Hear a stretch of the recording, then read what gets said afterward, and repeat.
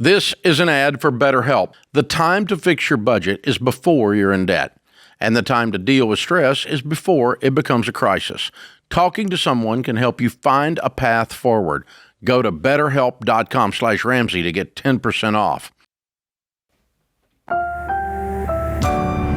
Brought to you by the EveryDollar app. Start budgeting for free today.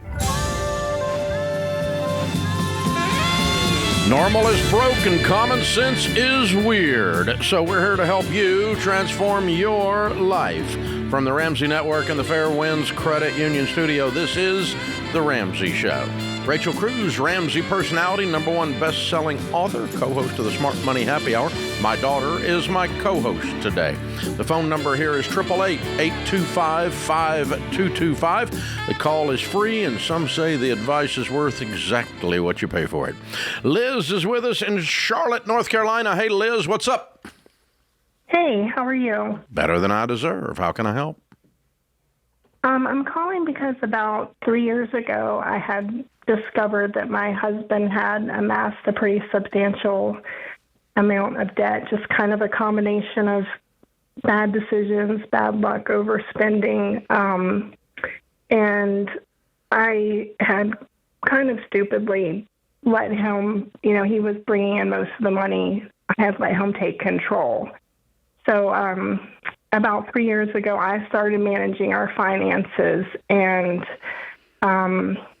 I've been able to kind of rein it in some and make some progress. But my job that the past 2 years have been pretty steady has slowed back down. And so for the last 3 months, we're about $2,700 short a month.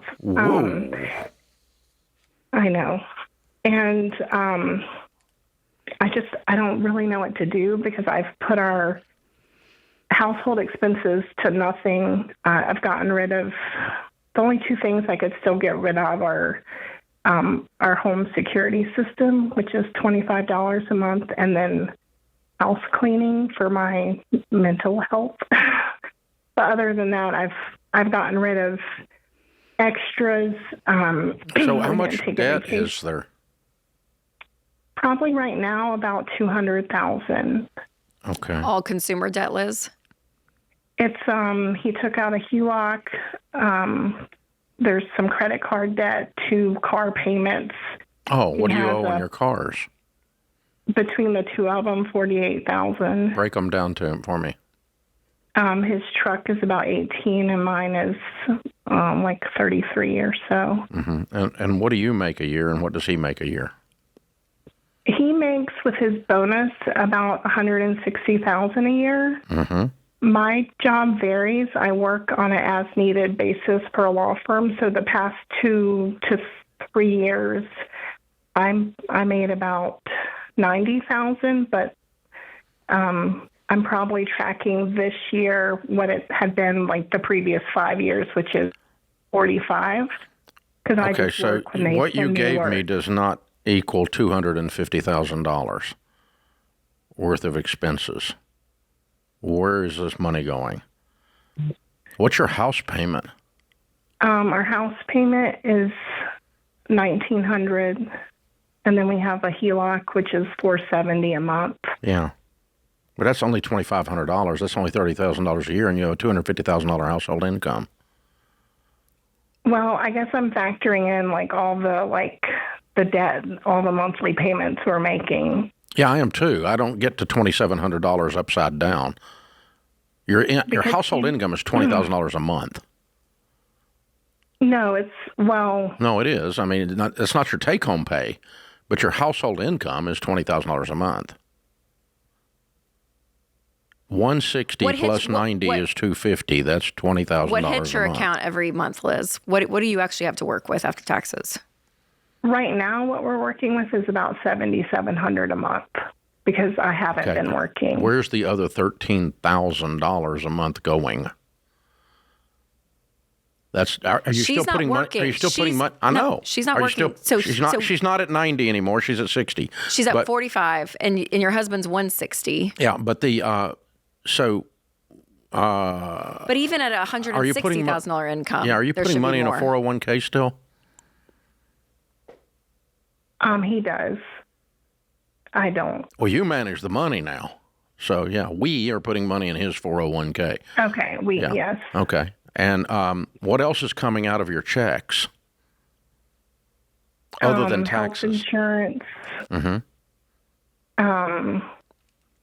He has this debt where this company called Beyond Finance, so that's $750 a month that he's paying towards something that he had some debt consolidation company. And that comes out of his check? That comes directly out of his. Well, it just auto drafts out of our. No, that's checking account. That's after $7,700 went in, and I'm still trying to find like $10,000 a month that's missing. And so far, the only place I found it going is a 401k. Well, I mean, his take-home pay is he gets after taxes like $3,400 every 2 weeks. Okay. And then he gets a big bonus in January, which we use this year to pay off a credit card. Right. That's $7,000. And then you bring in $700 a month, is what you're saying, because you said $7,700 hits your account every month. I mean, that's what it's been the last like 3 to 4 months because I haven't really been working. Okay. Okay. So can you pick up the same type of position somewhere else? Since they've slowed you down? I can't because I work for a law firm and I'm covered by their liability insurance, so I can't do the same kind of work for anyone else because of. I mean, is there another law firm that'll hire you and quit those guys? I mean, I've been looking. Yeah. I haven't found anything yet. Yeah, because we're not going to stay at 45 when we have a market income or market value of 100. Okay. So a couple of things, backing up then. So number one, the two of you need to sit down together and work on the budget. You can do the details, but he needs to feel the weight of the responsibility of this with you and be carrying it emotionally. You're carrying it by yourself, and it's crushing you. I can hear it in your voice. Okay? And you're still harboring a large amount of resentment, which is fair. You're still pissed off about him running $200,000 in the hole without bothering to tell anybody. Okay? That's thing one, though. Your only shot at your marriage getting through this is the two of you hooking arms, both of you putting your shoulders in the same end of the harness together and pulling this wagon together. Okay? Now, you can do the details. You're the detail person. And you definitely have to know what's going on because we can't count on him. Okay? So that's thing one. Thing two, then, once you're doing that, then I want you to go find where all this money's going. Because stop his 401k immediately. You don't go $2,700 in the hole while funding a 401k. That's not logical. That's borrowing money to put it in a 401k. No, I'm not doing that. So stop his 401k in the morning or tonight or whatever. Stop yours. No saving money. No investing money. And I'd be selling the cars at this point. That's the next one. Sell the cars. Mm-hmm. These cars have got to go. They're crazy in this situation. But you've got to go find where all this money's going. Because when you add this up and look at the gross amount that you guys have been making, and you're only getting $7,000 home, something's wrong. Or if you got a huge tax refund, something's wrong. And I think a big part holes in this. Of his $160 is the bonus, which they use to pay off the credit cards. So that's not in the paychecks either month either. But you got to figure out where all this is going because it doesn't add up to $250,000. And that's what we got to get to.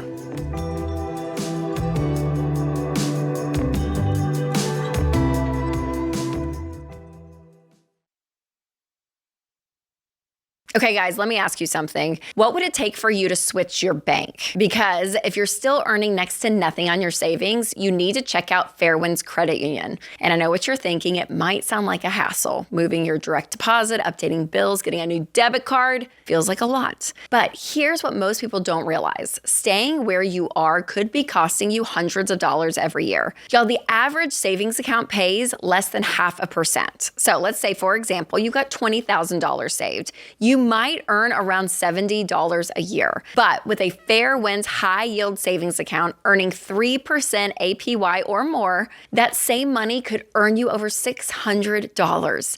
And that's real money that you can use towards the baby steps. So don't let temporary comfort keep you stuck. Check out the Smart Bundle from Fairwinds Credit Union. You get a high-yield savings account, a no-fee checking account, and the Ramsey Be Weird debit card. Go to fairwinds.org/Ramsey to learn more and make the switch today. That's fairwinds.org/Ramsey, insured by the NCUA.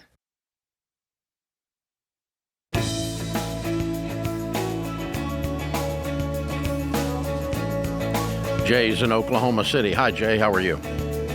I'm doing well. How are you all? Better than we deserve, sir. How can we help? Yes, I'm just calling. I am 27 years old. I still currently live with my parents. I am $35,000 to $45,000 in debt. That's with credit cards, two vehicle loans, and personal loans. And I make roughly $3,200 to $3,500 a month. I work 2 jobs, and I'm going to school. And I'm just, very overwhelmed, and I just feel like I'm financially behind in life. Wow. So did you say you had 2 car debts? Yes. It's a 2021 Hyundai Elantra and a 2018 Denali. The Elantra, I have about $11,000 left on it. The Denali, I have $21,000 left on it. Are you married? And I am not. Why do you have 2 cars? The 2021 Hyundai Elantra is mine. The 2018 Denali is my father's. He is disabled, so he is on a fixed income, and he had no vehicle. He had one, but that broke down on him, and we both needed reliable cars. So that, I believe, looking back on it, was too much of a burden to take on. Yeah, you need to sell it. You can't afford the Denali. It's one of your problems. What's the nature of your father's disability, hon? He has nerve damage, and he has severe arthritis in his hands. Mm-hmm. So, and what? Some days you said you're living with your parents. Your mom is involved too? Yes, she is the only one working. What does she make? Me. She makes 20 an hour. Okay, and your dad has disability income coming in, I assume. Yes. Is it just SSI, or was he military, or? It's SSI, but I guess something came up. They said that my mom makes too much money, so they're threatening to cut it off. No, there's not a thing where the spouse makes too much money if someone's permanently disabled. Mm-hmm. Your mom can make $800,000 a year, and your dad still gets his disability SSI. So that somebody's confused somewhere on the messaging. Okay, so here's the deal. Your dad's income from disability and your mom's $20 an hour adds up together to determine what kind of car they pay cash for. Mm-hmm. And they manage their lives. They're like grown-ups and stuff. Mm-hmm. And the Denali's gone. You are way too broke to be supporting other people. That's why you're stuck. How does that hit you, Jay? It hits me, but I've seen it, and I've looked at the numbers. I've known it for a while, and it's like, a realization. Yeah. And I'm just the mean guy that said it all out loud. Well, it just, hurts because I want to help. Like, I want you to be able to help, but you're not helping, you're hurting. Mm-hmm. Because you guys have woven together a situation that is not good for any of you. And that can happen. You can do the wrong thing out of a good heart, right? And you got a great heart. You're trying to help your dad. And I appreciate you doing that. That's good. That's a good man, okay?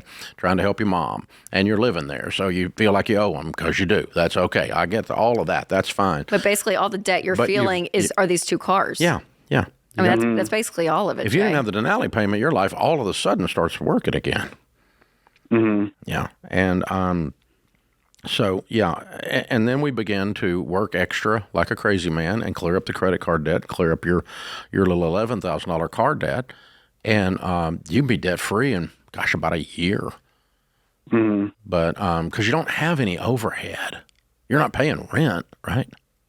No, I'm not. Yeah. I mean, and you're buying some food maybe and stuff for the house and maybe paying a light bill or something, but you don't have much overhead. So, basically we're talking about, $2,500 a month, which is $30,000 a year that you could be throwing at debt. And that means you're debt free in a year. Of course, we're getting rid of the Denali too, but that's part of the equation. But yeah, once that's gone and you do these things, and then mom and dad scratch together a little bit of money and they go buy a $5,000-$6,000 car. And that's fine. There's nothing wrong with a $5,000 or $6,000 car. You can get a lot of car for $5,000 or $6,000. It's not pretty, but it's reliable. Mm-hmm. And you're not trying to win any sex appeal jobs anyway. They aren't at their age. They don't need to pick up a date. They're fine. So, I mean, it's, it's it. So, and then you start working to get out on your own and you can emotionally support them and coach them and be there for them and drop by dinner occasionally for them and that kind of stuff. And then you start your own life, and that's going to be the best thing ever happened to them and to you. How will that conversation go with your parents, Jay? I think it will go very well. You do? Good. Yes, I have a great relationship with my parents, and my dad is always telling me that he wants me to win. Mm-hmm. He wants me to do better than he did. Mm-hmm. So okay, good. Yeah, that's wonderful. Mm-hmm. That's a very supportive environment. And that's how much is that payment a month? Which one? The Denali. The Denali is $508. Yep. Wow, really? Okay. I would have guessed double. Mm-hmm. Okay, but just the same. So yeah, I don't think it's good for them to have that burden, and I know it's not good for you. The car the car was you had a valid need, and you purchased about 4 times as much car as you should have, or 5 times as much car as you should have to cover your dad's need, and then that's when it exposed all this other stuff, because when you put stress on that budget, all the little stupid things are really exposed then. You can kind of get away with those and forget about them until you put stress on it. And I can see how it's $21,000 Denali, versus a brand new $90,000, right? So he's probably thinking in his head as he's doing it, oh, this is a good deal. Okay, it's not crazy. But here's the problem: are these small purchases that we make start when we justify them. You put them in the whole picture of your math.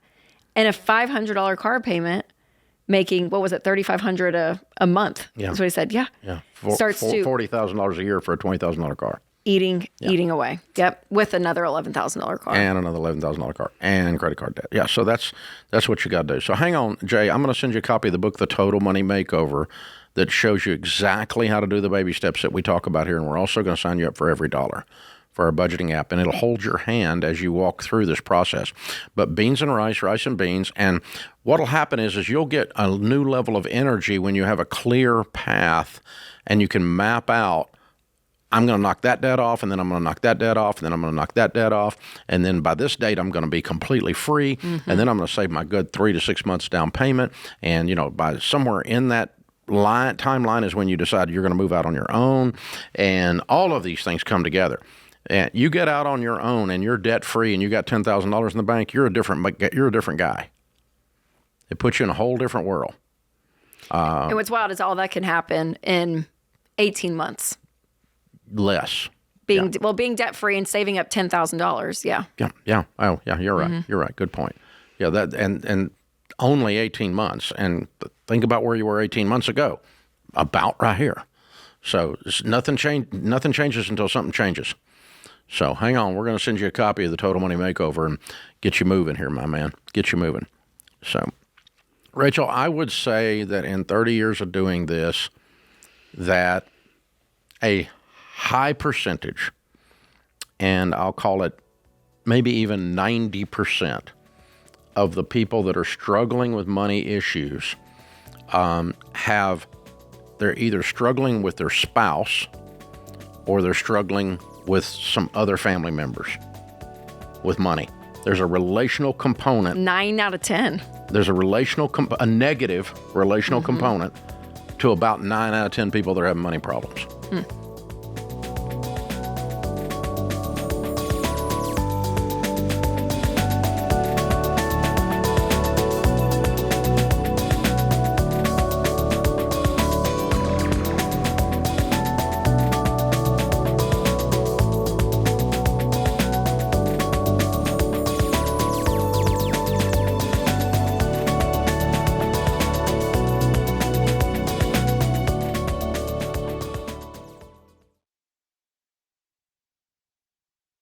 Hey, you guys, did you know that there are thousands of data brokers whose entire business is collecting and selling personal information?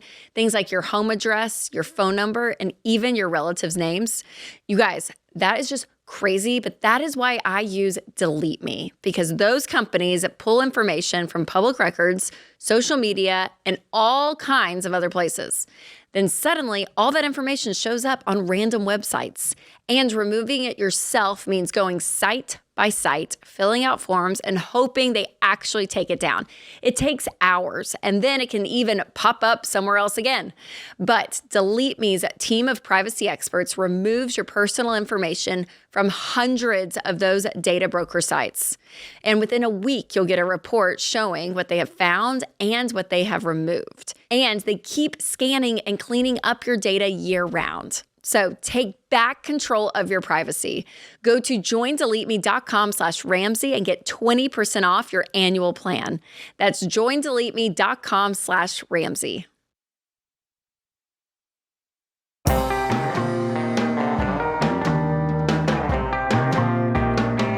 Kevin is in Charlotte, North Carolina. Hi, Kevin. How are you? Doing well. How are you? Better than I deserve. What's up? So my question is, I'm currently living with my girlfriend, and we want to start to look to buy our first house. We're currently renting. I make good money. She has a lot of money that she made throughout college, and her dad is also going to gift us $35,000 for a down payment. We just kind of feel like right now we're wasting money renting, and I know you're totally against doing this before marriage, but it just kind of feels like the smartest option right now. How long have you been living together? We've been living together for 1 year. Why don't you get married? So if it was up to me, I would have got married last year. She is going to be competing in the 2028 Olympics, so we want to make sure that she's ready to go for that. And she has How does marriage negatively affect competing in the Olympics? Just the whole wedding and planning for all that. She just wants to stay focused on. So the wedding affects it, but not marriage. Yeah. You're willing to buy a house, which is a big deal, but we're not willing to do a wedding. While competing in training. It's too stressful to do a wedding, but it's not too stressful to buy a house. It's inconsistent and illogical. The wedding's going to be a fun, big party that we could all enjoy together. You ever bought a house? No. It ain't an easy process. They're going to do a okay. So, Kevin, you guys are going to do what you're going to do.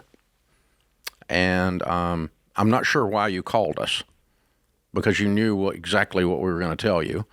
And it is absolutely relationally, legally, financially stupid to buy a house with someone you're not married to. Her father willing to give her shacked up boyfriend $35,000 and have no protection on where that money's going to go is idiotic.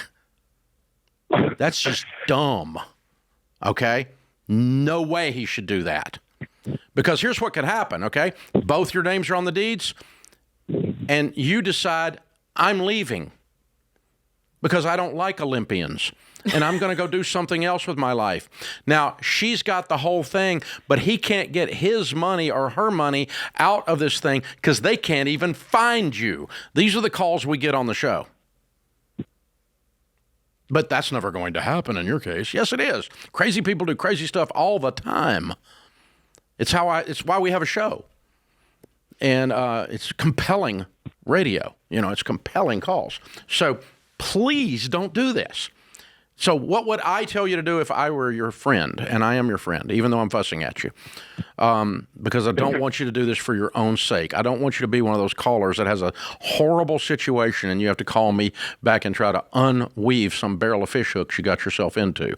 And so what I would do is I would call the preacher and I'd go get married Saturday. And I'd have a party after the Olympics. And then you're legally and relationally and financially on the same page, committed to, then if you want to talk about buying a house, and then if her dad wants to give you all a wedding gift of $35,000 to help you on the down payment, I'm in. Let's talk about whether you're out of debt. Let's talk about whether you have your emergency fund in place. But conceptually then, I would go ahead. But if you're unwilling to commit to marriage, you should not be buying a home together. These are permanent decisions that are not easily undone. Mm-hmm. So, yeah, period. And it's not, the data tells us that your likelihood of having 1/4 of the net worth that you have, that your friends that are married have when you're 35. 35-year-old men that are married have 4 times the net worth of 35-year-old men that are shacked up. That's the data. And that's where this is going, because if there's always an excuse, but we're going to go ahead and buy a house. Now, I think you're probably going to buy the house. I don't think you're going to listen to the dadgum thing I said. But I wish you would reconsider.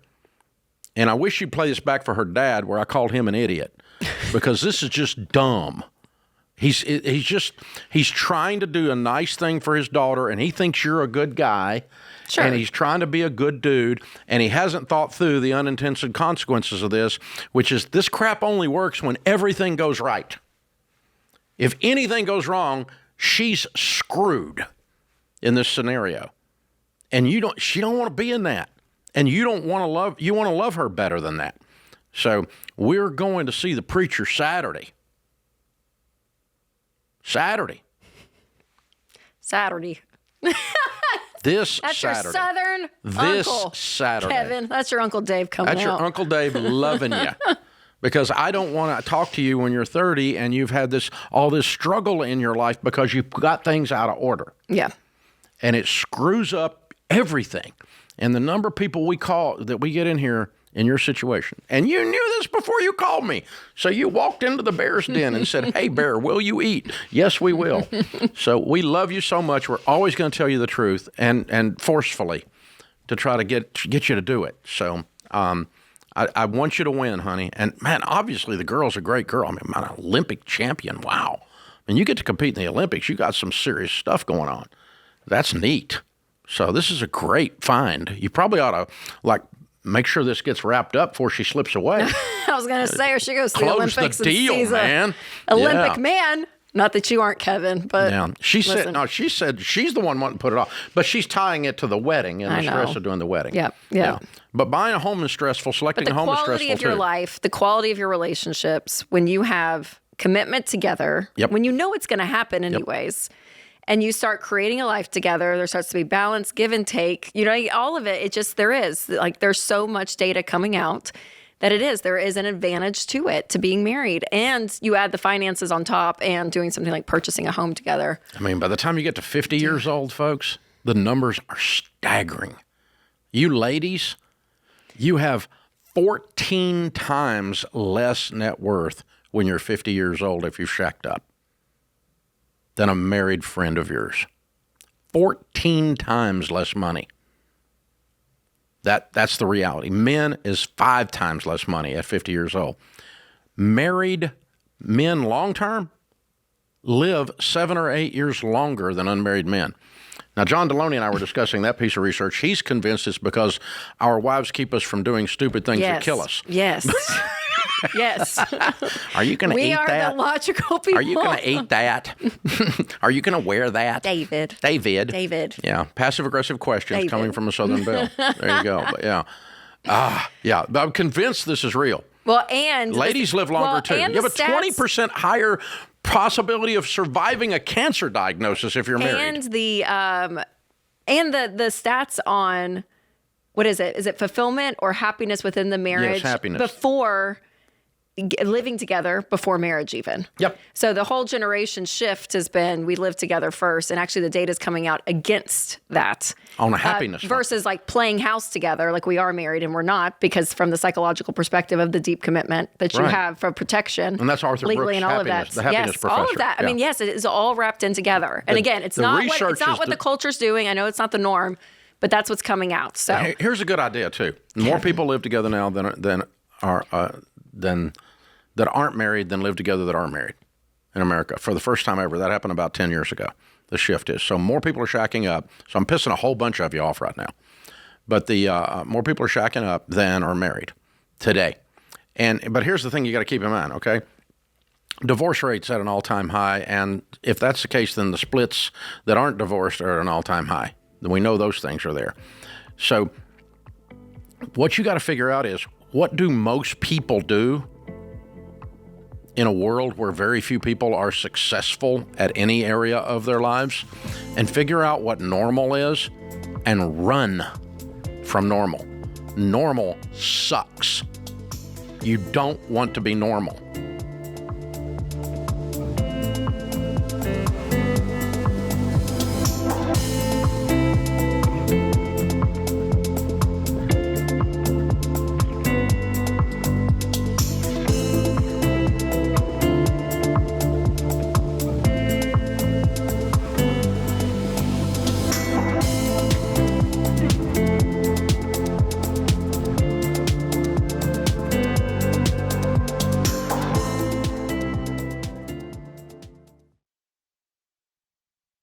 Let me tell you something I see all the time. People are working hard, trying to get control of their money, and then their phone bill shows up higher than expected. Again. And they don't even know why.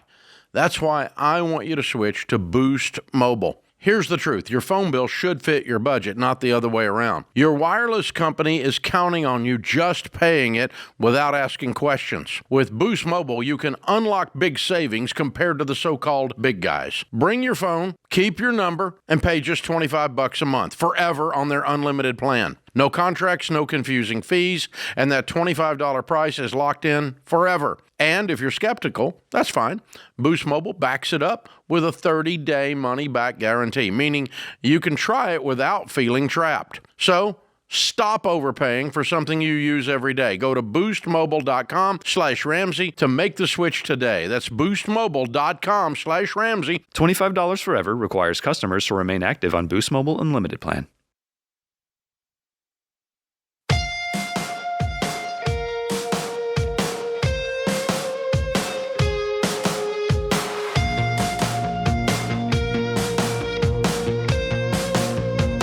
Guys, I wish we could get to every single call. Not every single call wishes it, but we wish we could get to every single call. And we can't because the lines are full right now, and they pretty much stay that way. You can get in if you try, but if you can't, let me give you another idea. Go over to our website and use Ask Ramsey. Ask Ramsey is our free AI tool that's built and trained only, the only data in it is proven Ramsey principles. So 3-4 years worth of phone calls from this show dumped into it. The books we've written dumped into it. The articles that are all over the Ramsey Solutions website dumped into it. So if you want a Ramsey answer to your question, that's the only thing that's in this. There's no other answers in it, which means the answers are all right. And what's fun is you can build out a profile so it will remember you as you come back in your situation and everything. Like it's amazing. Yeah, I'm real proud of our tech team building this out. This is a good use of the AI technology. So you get an answer the same way you'd get right here on the show. You can ask your question. It will remember you and update you as you go down your journey, and it'll walk with you. It's pretty cool. It's called Ask Ramsey. It's completely free. Ask your question at RamseySolutions.com. Or if you're on YouTube or you're podcasting, just click the link in the description. It'll take you right there. Jennifer's in Daytona. Hi, Jennifer. How are you? I would like to say better than I deserve. Cool. But Very that's fun. your line. Right on brand. How can we help? Okay, so long story short, I'm trying to figure out if we should refinance my private student loan. So me and my husband kind of discovered you and your whole program and baby steps and all that about a year and a half ago. And so I'm a full-time teacher, so I teach in high school. So it's 40 hours, but 40 hours means 50. And and then so I started working in a restaurant, and then I started a baking business so I could spend more time with my daughter and make an income. And then from that, my baking stuff, I started putting on a wedding show, which is making a lot more money, which is great. But because I made all this income, more income, my husband works about 50, 60 hours too. So probably more 60. Because I made this more income, now my government student loans are going up about $700 a month. And I'm starting to have some weird health issues. So where there's a new medication they want me to try. My insurance that I pay $1,200 a month for is denying the coverage of that medication. So I might have to start paying it. I just changed my entire diet to see if that helps versus paying for this medication, which is like $500 a month, they said. So I'm changing my entire diet so that way I could save the money. Okay, so wait a minute. Anyway. How much student loan debt do you have? So government student loans, I'm in and I know you're gonna roll your eyes on this one, but I'm in that what is the balance? The public service. What's the balance on your government student loan? So the government student loans is about $80,000. Okay, and the balance on your private student loans? About $17,000. Okay, good news. All right, good. So $100,000 gets you out of student loan debt. How much other debt do you guys have, not counting your house? We paid everything off. So you're debt-free. And what is your household income with all this activity? You guys are working like horses, man. Oh, you have no idea. I'm so tired. And my kids kind of miss me, but I'm like, it'll be fine. We'll make it work. So it's probably around 130, give or take. Okay. First rule is we need to find out exactly what our income is, and we need to have a detailed plan of where every dollar of that income is going on the Every Dollar Budgeting app, okay? Okay. And that will make you feel like you got a raise. Because part of this chaos that is your life right now is the finances are very disorganized, and they're kind of floating around as separate numbers in your head instead of sitting in a line. Yeah, it's that adds stress. We don't have a set paycheck. So because my husband obviously depends on his hours too, and the extra shifts I can pick up at a restaurant and things like that. I understand. So my salary is you've got all these wonderful things going on that are side hustles, but we still need a detailed game plan of exactly where every dollar comes in as it comes in. Sometimes it's going to be more, sometimes it's going to be less, but we need a detailed game plan, and you and him need to be agreed. I'm telling you, your stress level will go down, your fatigue level will go down, because you don't mind working if you can see the traction, if you can see the progression. Like if you look up and you go, we just paid off $20,000 in student loan debt, and our private student loans are gone. See, then I'm not as tired. And you've been on this for a year and a half, Jennifer, you said. How much debt have you guys paid off so far? Almost $100,000. So, good. So in a year, in another year, you'll be debt free. I'm kind of hoping so. No. That's a math thing. It's not a hope thing. Yeah. If you already paid off 100 in a year, you could pay off 100 in another year. 18, a year and a half. Okay. They make 130. They have $100,000. Yeah. So. Yeah. So it'll be a year and a half. But Jennifer, to the point though, you can still budget with an inconsistent income.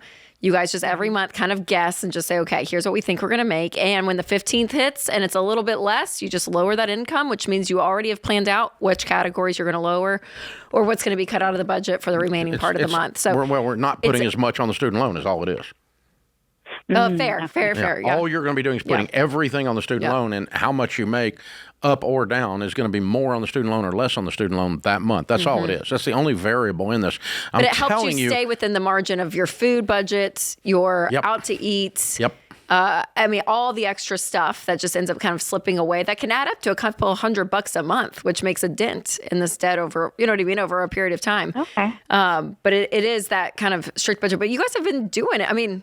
So you've done a great job. If you only have the student loans debts left, and we're on an 18-month schedule to pay them off, you're paying way more than minimums anyway. So whoop-de-doop-de, it went up. Okay. Is it on? You said something, Jennifer, as you were saying the 80,000, and you're like, you're going to hate this, but you're on the. She's on the income repayment. I'm a teacher. Yeah, and they said like after 10 years, I'm on like year 7 of it. But no, after you're not. 10 years, it I goes wouldn't away. do that. I would just get it paid off. Let's just get it paid off. Yeah, because you can't count on them. They lie. It's the federal government. And like 1.7% of the people that do the 10-year repayment plan so far have actually gotten forgiveness.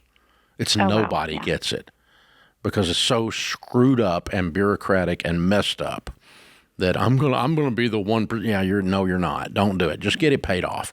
You're working like crazy people. Because think about where you'll be 2 years from today when you don't have a payment in the world except your house. Wow, that would be so nice. I'm telling you, all this other medical stuff you're facing will be affected by your stress level and your anxiety level. And when there's all this chaos and lack of organization, and when the weight of the $100,000 is not there anymore, all of that's going to affect. It does affect health. It does with everyone, by the way. So. And well done, you guys, though. I mean, yeah, you're doing you're great. You're killing it. You're doing real And good. In our millionaire study, teachers are on the list of the 5 careers of Baby Steps Millionaires, Jennifer. So you guys you're in great professions. You have got a great head on your shoulder. Just dial in the budget, and I promise you'll be finding some more cash when you do that. Yeah. Wow. That's powerful. And she's not lacking in energy. No. She can work. She's got a lot of energy, Jennifer. She's highly caffeinated. Yeah. Well done. Keep at it, Jennifer. We need that me good too. spirit. Me too. I like it. I like her. She's neat. So way to go, kiddo. Push on through and get this stuff out of your life. But the best way to do it, the most efficient use of money, is a detailed plan. And one of the things, folks, if you think about it this way, if you worked for a company called You Incorporated and your job at You Incorporated was to manage money for You Incorporated, and you manage money for You Incorporated the way you manage money for you now, would you fire you? And if the answer is yes, then probably you ought to change something. And don't be sitting around shocked that you're broke if you're doing a bad job handling the money. And so, like I've got 14 profit centers here at Ramsey. I just met with one of them a while ago for an hour and a half going over their detailed budget. And the vice president of that area is showing me with SmartVestor. We were looking at SmartVestor stuff, and he's showing me exactly what we've got coming in, exactly what we got going out. We're going over the details. And, believe me, he has a stinking budget. And believe me, it's organized. And believe me, he executes because it's his freaking job. Hello. And get to keep that job is how he does it. Hello. So he's really good at it.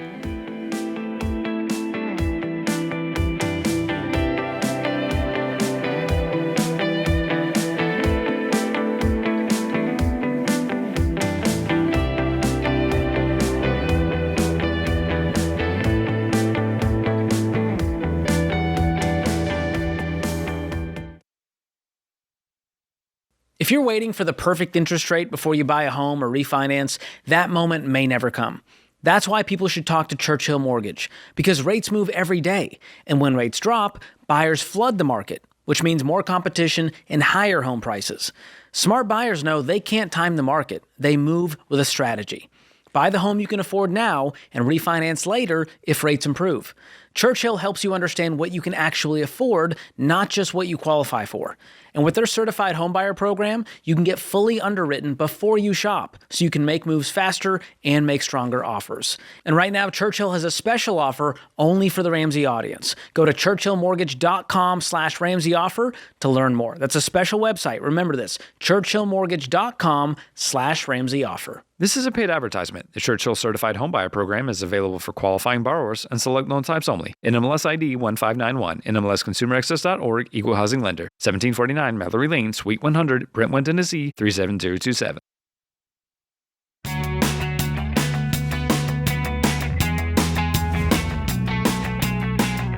Welcome back to the Ramsey Show in the Fairwinds Credit Union studio. Rachel Cruze, Ramsey personality. My daughter is my co-host today. Open phones at 888-825-5225. Emily is in Raleigh, North Carolina. Hi, Emily. How are you? Hey, Dave. Hey, Rachel. I'm doing good. How are you guys? Better than we deserve. What's up? My question for you is, I've been with my boyfriend for 4 years now. And we're at a fork in the road where we had a conversation yesterday, and he gave me a list of things I need to work on to earn an engagement. Should I leave? What? Wow. I know the answer. Wait, what? Wow. How old are you? I'm 31. He's 38. We've both been married. Yeah. Can I ask, not to be like overly vulnerable, Emily, but like what's on the list? Two things. I struggle with change and adversity. You struggle with Okay. change and you struggle with adversity. With dealing with adversity. And you have to fix both of those to earn his hand. It's not something he wants to come home to every day for the rest of his life. What? That Do you feel like you have that attitude while y'all are dating? Like, has there been conversations and he's like, you see the glass half empty, I need someone with the glass half full? Like, what have the conversations been before this list was created? I said it was I asked a question back. Have you always felt this way? He said, no, it's just been this last year. And I asked him, well, we've gone through a lot of challenges and adversity this last year. It's probably been the most challenging year we've had. So there's a cause and what effect kind to of it. adversity did you face that you weren't good at? According to him. I have changed my career and moved I've moved out of state 3 times in the last year to stay in this relationship, and I'm being asked to do it again, and I don't want to do it without a commitment. And I've had so a the lot adversity is you've had all of these moves, and you're sick of it, and that means according to him, you're not good at adversity. Yeah, and my response is if things can stabilize for more than 1 year, then I will be able to be content again. Why does he move every year? We're ambitious people. Promotions. We decided to open a franchise, which is why we moved, and it didn't work out. So there's been some financial hardship along the way that has caused more stress. So that's essentially what's been the most recent adversity we've gone through, and we're about to go through it again. So I'm a little nervous. I feel like I have to watch myself if I decide to move forward again. Sharon and I moved out of a home that we had had for 15 years that we built, custom-made, beautiful home. And in 21, when people were paying more for properties than they should have, someone paid us more for that than they should have. And so we sold it, and we were homeless, and we went and bought a house, and we moved. Those were decisions we made together, and there was always stress associated with a move, but I don't think either one of us would call that adversity. That was, we decided to change our location together, and together we changed our location, and whatever drama there was outside of our house. That was she and I facing that drama, not like I'm weak and I can't handle the change and you're strong and you can. We didn't have that discussion because we both decided and did it together. So I'm a little bit confused coming from that point of view as to how moving is actually adversity. Well, she said she followed him around. She had to move 3 different times to stay in the relationship. So he's asking her to move with him. And she's like, I don't want to move again. I got that part, but I don't even think I think adversity is the wrong word. Okay, it could be the wrong word, but I think it's stressful. I think her following him and then having to quote unquote put on a brave face, and you can't even authentically be yourself when you are stressed. Adversity is of having to move. You have a cancer diagnosis. Adversity is someone in your family has a sickness or an illness. Adversity is you got fired from a job. That was not your decision. Well, their franchise failed. That's a failed business is an adversity. Mm-hmm. But moving cities to take a better job and choosing to do that with your boyfriend is not adversity. It is change. It's dramatic change. So, and you could hate that, though. Yeah, and I'm good with you hating it. I'm just curious. It's just a curious word choice for me. That on his part. Yeah, or on yours to adopt it. Either one. But interesting. Yeah. So I think this doesn't come down to your deficit and he's got it all together. I think it comes down to you're sick of following this guy around. Yep. I don't get anything out of it. And he knows it. And he knows it. He knows you're sick of it, and he wants you to not be sick of it. And you're sick of it. I feel like it's a too bad, so sad, oh well kind of response. Yeah, and,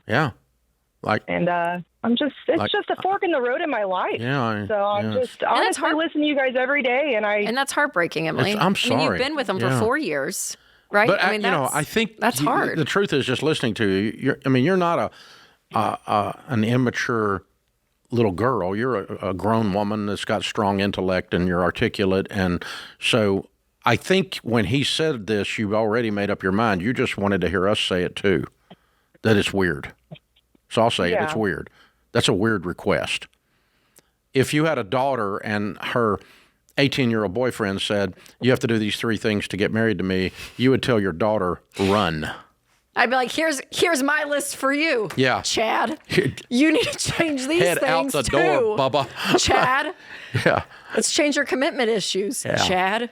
Yeah. Man. Yeah. I've been following your butt around, and all you got for return for that's criticism. So, yeah, I think you already made your decision before you called us, but it's just you hadn't said it out loud, and now you did. Yeah. I'm sorry. It's a shift. It hurts. I appreciate it. It hurts. It's just talking to like-minded people, getting their opinion on it. Yeah, well, and here's the truth too, Emily. You want a partner, you want a spouse in your life, if you choose to get married to him, that you can come home and be who you need to be at home.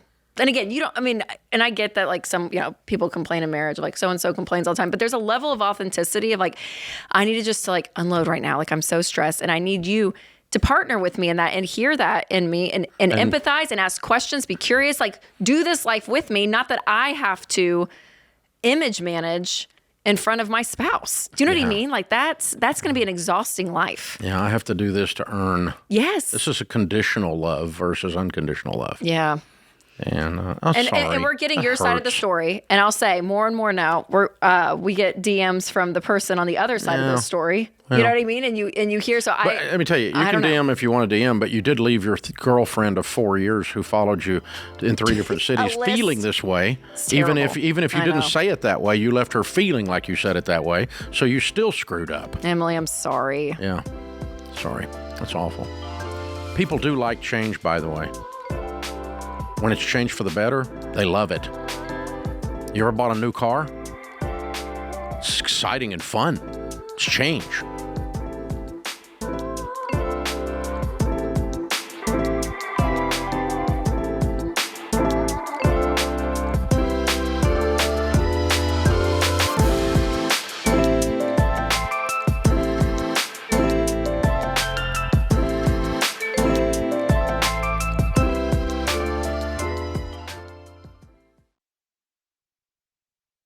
When you've worked hard to buy a car the right way, you paid cash with no payments hanging over your head, the last thing you want is to worry about it every time you drive it.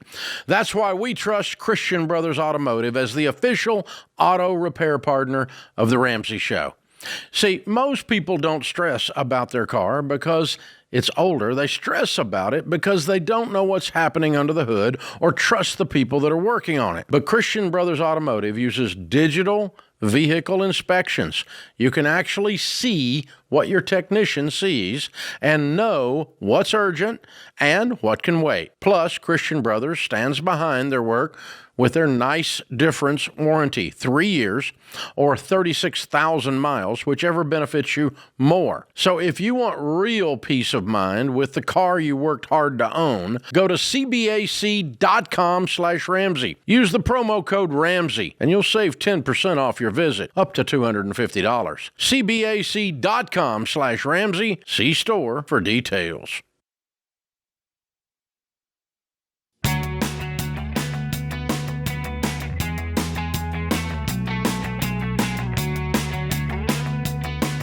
If you're working the baby steps, the best and fastest way to do it is by using EveryDollar.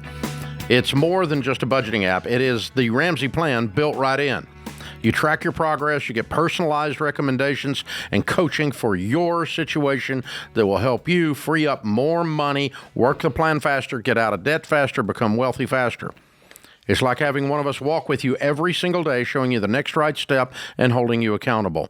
Start the Every Dollar process for free by downloading the app in the App Store or Google Play.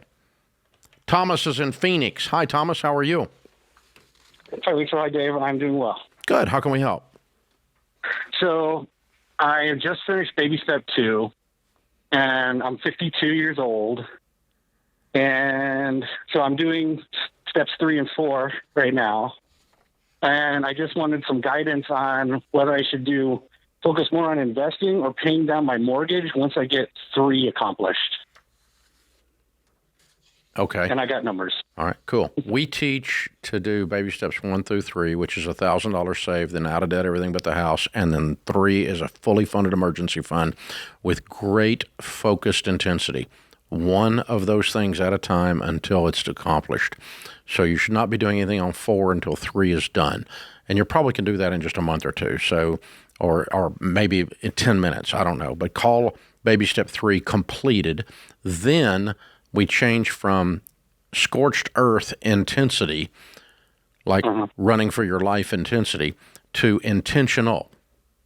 And we relax just a little bit. Okay, and this is when you could upgrade a car or do some other, go on a trip or something like that. But until then, till you get past baby step 3, you don't need to be eating out. You don't need to be buying cars. You don't need to be doing nothing. Okay, so once you're there, then baby steps 4, 5, and 6 we do simultaneously, which is kind of what you're trying to do right now on 3 and 4, and that's 15% of your household income going into retirement. And if you have kids' college to deal with, that's baby step 5. And then never married, no kids. Okay, then any other money beyond 15% of your income being saved would go on the house mortgage. And so we're running baby steps 4 and 6 simultaneously, but it's very simple. You put 15% away, and every other dollar you can find that you don't need to use to have a good life, you can throw at the debt. And what typically happens is people are paying off their homes using that system in between 7 and 10 years. So let's look at your numbers. What's your household income? So I'm a Fed, and I make $55,471 a year, and I have a VA compensation, which is $21,701 a year. Okay, so you have $76,000 income. Thank you for your service. And and you owe what on your home? $191,000. And you said you're 55 years old. 52. Oh, 52 years old. That's right. Okay. All right. So cool. So what we would prescribe is you get your emergency fund finished, and then you're putting 15% of your income away. It's about $10,000 a year, about $800 a month. And if you're working for the Fed, you could put it in the thrift savings plan, the TSP, or you could use just a Roth IRA and good mutual funds, and that'll take care of a bunch of it. You put $8,000 in that, and that's what I would do. Yeah, TSP has Roth now. So yeah, but they also don't have as good options as the open market does for mutual funds. The best option in the TSP by far is the C plan. It's the only thing that even mimics the market, and it's about like an S&P 500. So it's a good investment. It's not a bad investment. And so if you need to do some in the TSP, what I would do is put $8,000 into a Roth, getting with a SmartVestor Pro, and put $2,000 into the TSP. And then beyond that, if I can find any money in the budget, I'm going to start throwing it at the house. Do you have any money right now, Thomas, saved? In retirement? I got for retirement. I got 26 in the TSP, 26,000. 26,000. Okay. Because I was just running. The caveat is there's an investment packet that is being handled, and it was my dad's. And he made my stepmom the beneficiary. She doesn't touch it. She doesn't need it, and she's like, "This is yours when I die." And I have no idea how much it is. You don't know how much it is? Yeah, so I don't feel comfortable asking. I would plan like that doesn't exist. Yeah. So if you did the numbers, I just typed in the calculator real quick, Thomas, with your 26,000 that you have, and you put $800 away between now and 67, you'll have $565,000. And you've got your military retirement of $21,000. Yep. Yeah, I came up with the same numbers when I used your calculator, which doesn't include doesn't include the Fed contribution. So, Right. So good. Right. And whatever's going to happen. Oh, wait a minute. Fed's contributing to your TSP? 5%. Is that a match? Yeah. Okay. Yeah. Well, you put 5% in the match then for sure, and the other 10% you could put in a Roth IRA. So match in the C plan, TSP Roth, and then Roth and a good growth stock mutual funds, and with your SmartVestor Pro that you can contact at RamseySolutions.com, and yeah, you're going to have $500,000 to $1 million. By the time you need some money. And you're doing really good. I'm glad. Well done, Thomas. Well done. Glad. And you got $21,000 a year coming in as long as you're alive, military retirement, which is excellent. So, very cool. And the house will get paid for using this system. But no, I would not put more or less in retirement. I would work Until that the house is exact paid off, plan. yeah. That exact plan. And then bump it up once the house is paid off, throw in more at investments, and you can have more there at retirement. So well done, Thomas. Which is so encouraging to do all of this in your early 50s. Like he's jumping on the plan now, on baby step 3, starting retirement. I mean, it can be done. Yeah. It's great. Ever since we started doing this, we've had people in their 50s and 60s and 70s ask, is it too late? Well, not if you're breathing. You still got a shot, So, just keep sucking wind and working on it, right? It's not too late. That's the idea. So, you can do a lot of stuff in a few years, but is it easier if you start earlier? Yeah. For you 21-year-olds, $100 a month and you're a millionaire in no time, man. I mean, just shut up. Hello. That's way different than saving $800 a month to end up with $500,000. That's right. So yeah, get that compound interest, the eighth wonder of the world, according to Einstein, working in your favor, right? And it is, if you run compound interest numbers, it blow your freaking mind how powerful that is. All right, Ted is with us in Nashville. Hi, Ted. How are you? Howdy, I'm well. How you guys doing? Better than we deserve. What's up? Wonderful. My wife's 31. I'm 36. We're on 4, 5, and 6.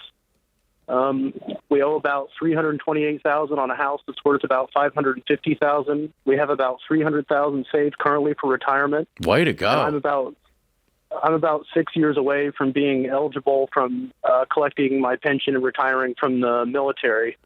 I'm in the blended retirement system. And I was reading some of the literature recently, and I hadn't realized that I have an option to take a reduced pension at either a 25% reduction or 50% reduction in exchange for the lump sum. Do it. And I got on Ask Ramsey last night. Yeah, and Ask Ramsey, I was very helpful. I ran a couple of models, and it all looks like a good idea. Yep. I mostly wanted help deciding if I'm missing something, figuring out what exactly I want to do with the lump sum. Nope, you roll the lump sum into an IRA, so there's no taxes on it that way. And you leave it alone and you let the lump sum grow, because the lump sum will grow and feed you more than the pension would have fed you, because the mutual funds are growing at a greater rate than the pension is. Yeah, it's not even close. Yeah, and when you die, the pension dies with you, and lump sums don't die with you. So you end up with $500,000 or $1 million as a result of this over in your inheritance, versus when you die, your pension just goes poof. Yeah, the model that I ran, I'd be giving up $480,000 of future pension payments, and if I invested that all, it would grow to about 3.2 over the same time period. So you did it correctly. That's why we tell you to do it. That's exactly it. No, you didn't miss a thing. That's how smart it is. It's not just a little bit smart. It's like way smart.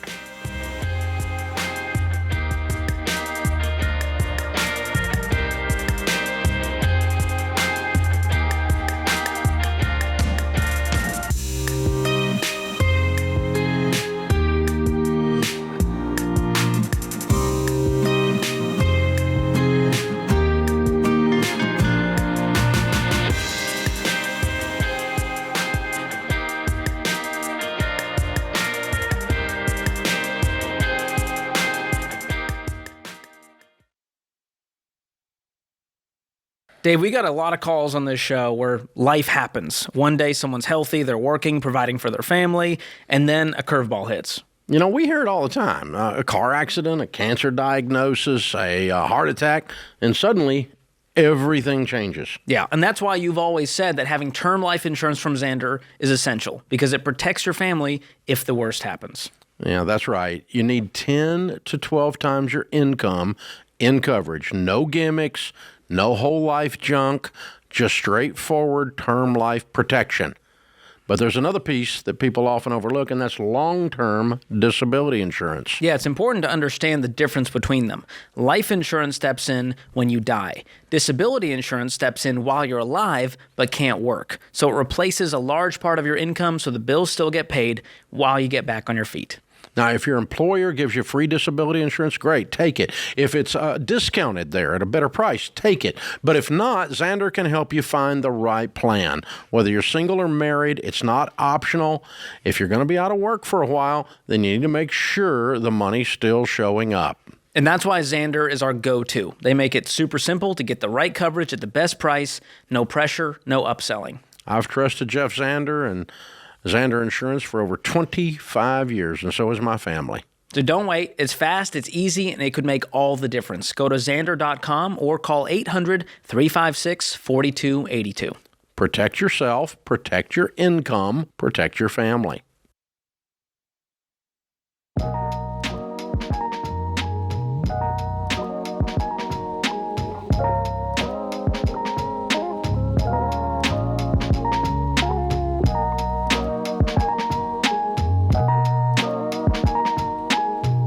Ethan is in Atlanta. Hi, Ethan. How are you? Good. How are you? Better than I deserve. How can I help? Hey, so I was going over my mom's finances with her. She's 55 years old, has only $19,000 in retirement and a ton of consumer credit debt and a HELOC loan. And I built her a spreadsheet just to get everything out in front of her so that she could see what her finances look like. And I was trying to teach her the debt snowball method. She's got about $200 that she could start throwing at consumer credit debt. But I was wondering if there's a quicker way that we could get her, I say we, it's my little brother and I, we're trying to get her positioned better financially before she kind of hits that retirement age. Well, that's very neat. And she's accepting your coaching. That's interesting. Yeah, hesitantly, but yes. I heard it. Nice, Ethan. Yeah, I'm 27. How old are you? I'm 27. My little brother's 24, and we're just trying to What do you do right for a by living? our mom and take care of her. I'm a mechanical engineer. I work on elevators. Ah, okay. All right. So you're a detail guy. Yes, I love spreadsheets. Yeah, you love spreadsheets. Yeah, I can tell.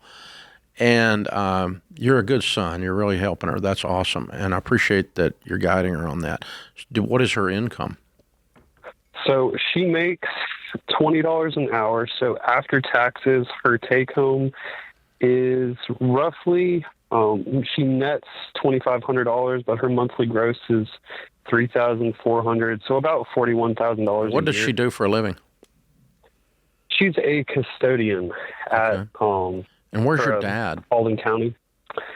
My dad's kind of out of the picture. He's off doing his own thing. Just They're divorced? doesn't really contribute. They are separated. Yes, they're divorced. Are they separated or are they divorced? They're divorced. Okay. All right. Because that'll matter in her future. How long have they been split up? I think they're coming up on like 11 years being divorced. Okay, good. All right. So how much credit card debt is there? So minus the HELOC loan, about $16,000. Okay. And is she using credit cards to get by monthly? That $3,400 isn't covering her expenses, or is it just kind of flip it spending that's caused it? So it's kind of a messy situation. She right now is living off of just her paycheck. I made sure that she, like when I talked to her, she's just using her debit card to pay off all of her debts. Yeah. So she's not using her credit cards at all. Okay. I was in Palm Beach a while back, where Mar-a-Lago is, among others. And about three doors down from Mar-a-Lago is a property that is probably couple of $100 million in value. And the lady that lives there was Mary Kay of Mary Kay Cosmetics. She built that house. You've heard of her, I'm sure. Yeah. Okay. She got divorced at 55 years old. and started from nothing and decided, I don't want to be broke anymore. So she started her whole life, her whole career, everything started at your mom's age. And so that is really encouraging. I want that for your mom. I don't know if I want her to be in a $200 million house next to Mar-a-Lago, but anyway, but I want a second chapter. Yeah. Beyond the 11-year-ago divorce, beyond being a custodian, because she didn't sign up for the trip she's on, and I want her to sign up for a new trip. So I'm going to ask her, as her 65-year-old older brother, what she's going to do in her encore career. What's the next chapter of your life look like, honey? What do you want to be when you grow up? Because now at 55, you get a second chance. You've got 40 years, 30 years of income potential. And I don't want you, there's nothing shameful about being a custodian making $20, but part of her problem is she's a custodian making $20, and the life that she's settled in on, she'll still be doing that 25 years from now if she doesn't have some kind of a wake-up call. You follow me? Yes. And that's a bigger concern than a little bit of credit card debt. I agree. So I want to, I'm going to put a bunch of inspirational literature around her. Make sure she has friends that are inspiring her. Charlie Tremendous Jones said 5 years from today, you'll be the same person you are today, except for the books you read and the people you meet. So I want her to meet some new people because you become who you hang around with. I want her to read some new books. I want her to get her nose back in her Bible and her tail end back in church. And I want her to get fired up and wired up about who she's going to be in this next chapter. And I want her making $45 an hour 48 months from today. This is the kind of way I want to think about this for her. I want her to have a better life than she's got lined out right now. Then, obviously, the byproduct of that is it solves your problem that you're facing. Because part of what you're facing is you're taking very little income and trying to squeeze a lot out of it. That's what your spreadsheet told you, right? Yes. Yeah. So part of what you got's a huge income problem. But the reason you have an income problem is you've got a perception problem, and the dreams died on the first go-round, and we need a new set of dreams. So that's, I want Mary Kay story for her. I want that too. I was wondering what your thoughts on this were.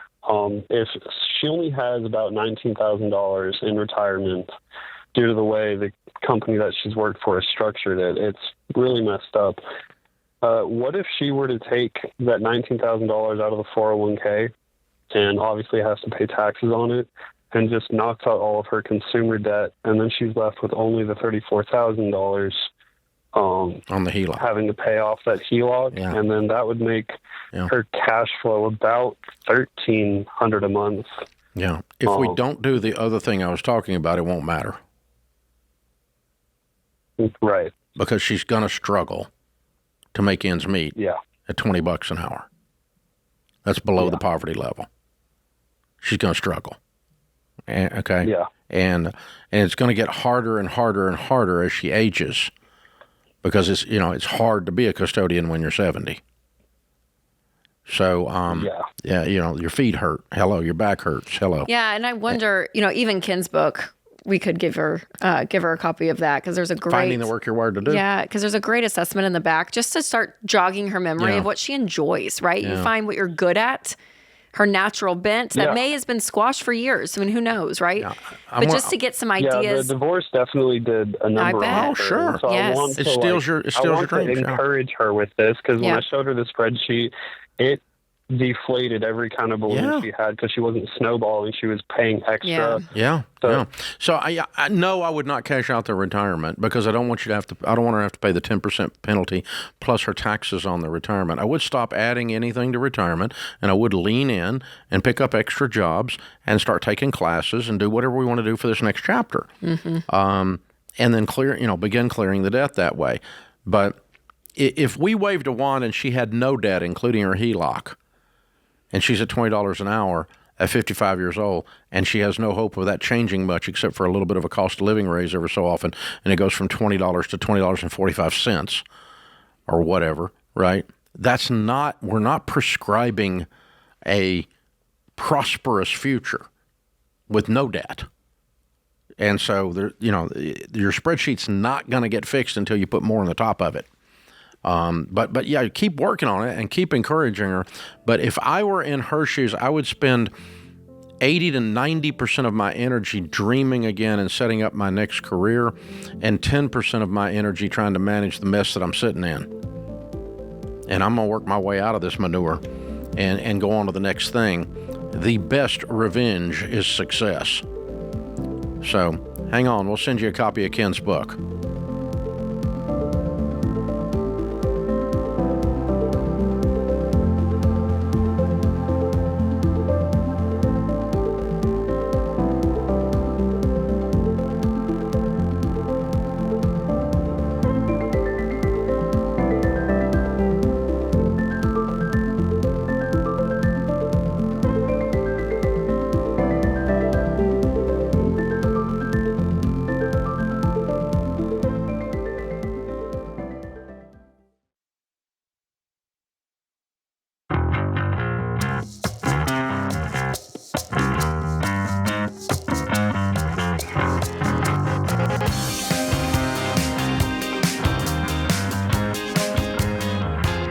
Tess is in Detroit. Hi, Tess. How are you? Hi, I'm well. Thanks for taking my call. Sure. What's up? Well, my husband and I have been mulling around the idea of buying a new car.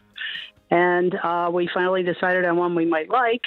And separately, we looked it up. We're like, hey, this is pretty good. What will fit us? And then I said, well, let's go buy it because we have cash. We can just buy it.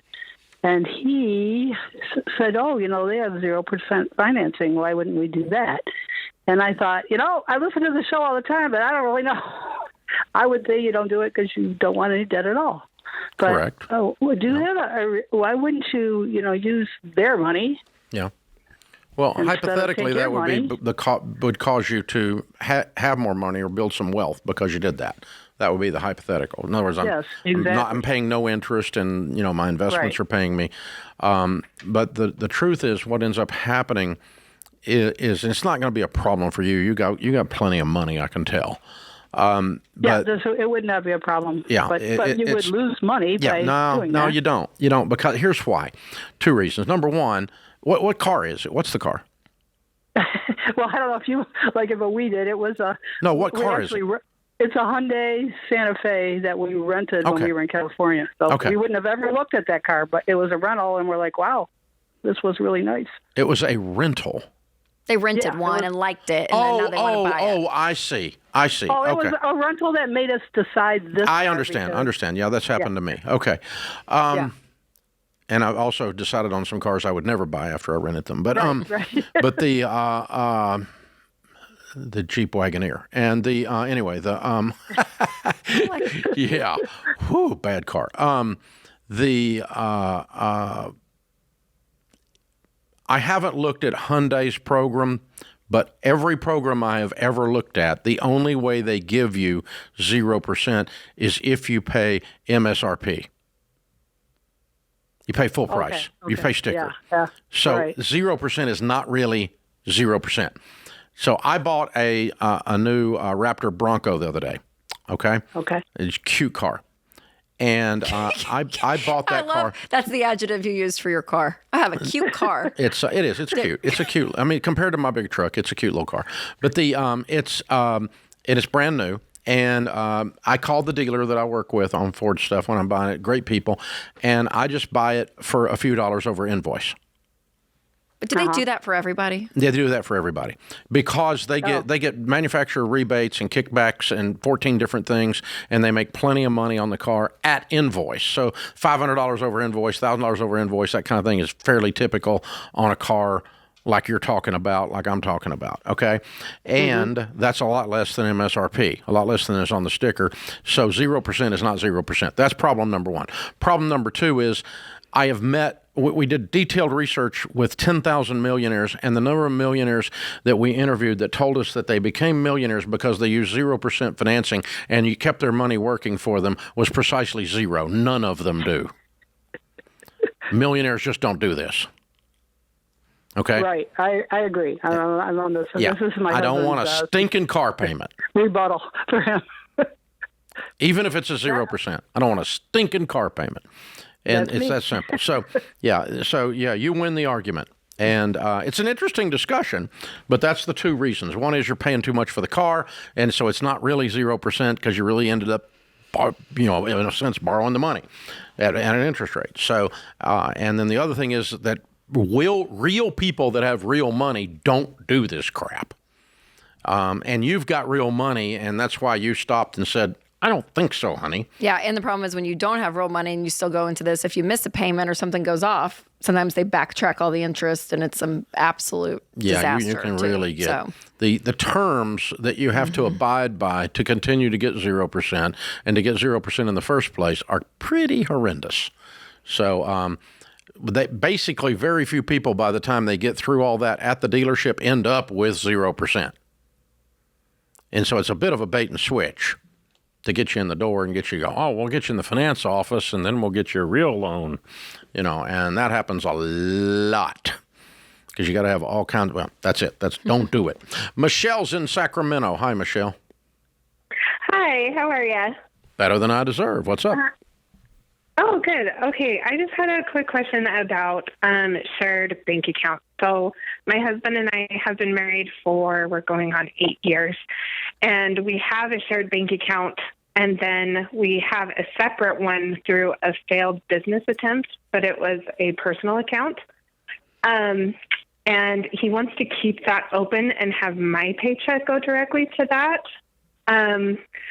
Because, and so it's kind of, now I got to think about it. We just barely got to baby step 3, and we are completely out of debt, and we have our first month's expenses for emergency funds in there saved up, and we're trying to get that moved up. But I just don't feel comfortable keeping that other bank account open. It feels like, just Okay, I'm confused. We are working on the baby steps, which indicates that both of you have some exposure to Ramsey, and yet he now has decided he has a better plan, and that's that we don't do anything. We separate everything and act like we're roommates.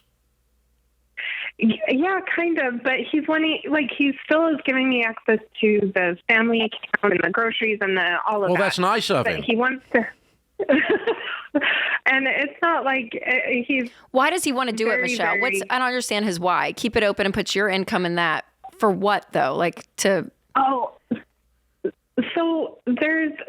So he has an ex-wife, and he's nervous if something happens there. He wants to make sure that we have separate that doesn't affect the family account. Okay, how can his ex-wife get into the family account? She can't. I'm not sure. No, she can't. I even in California, they don't allow that. That's fair.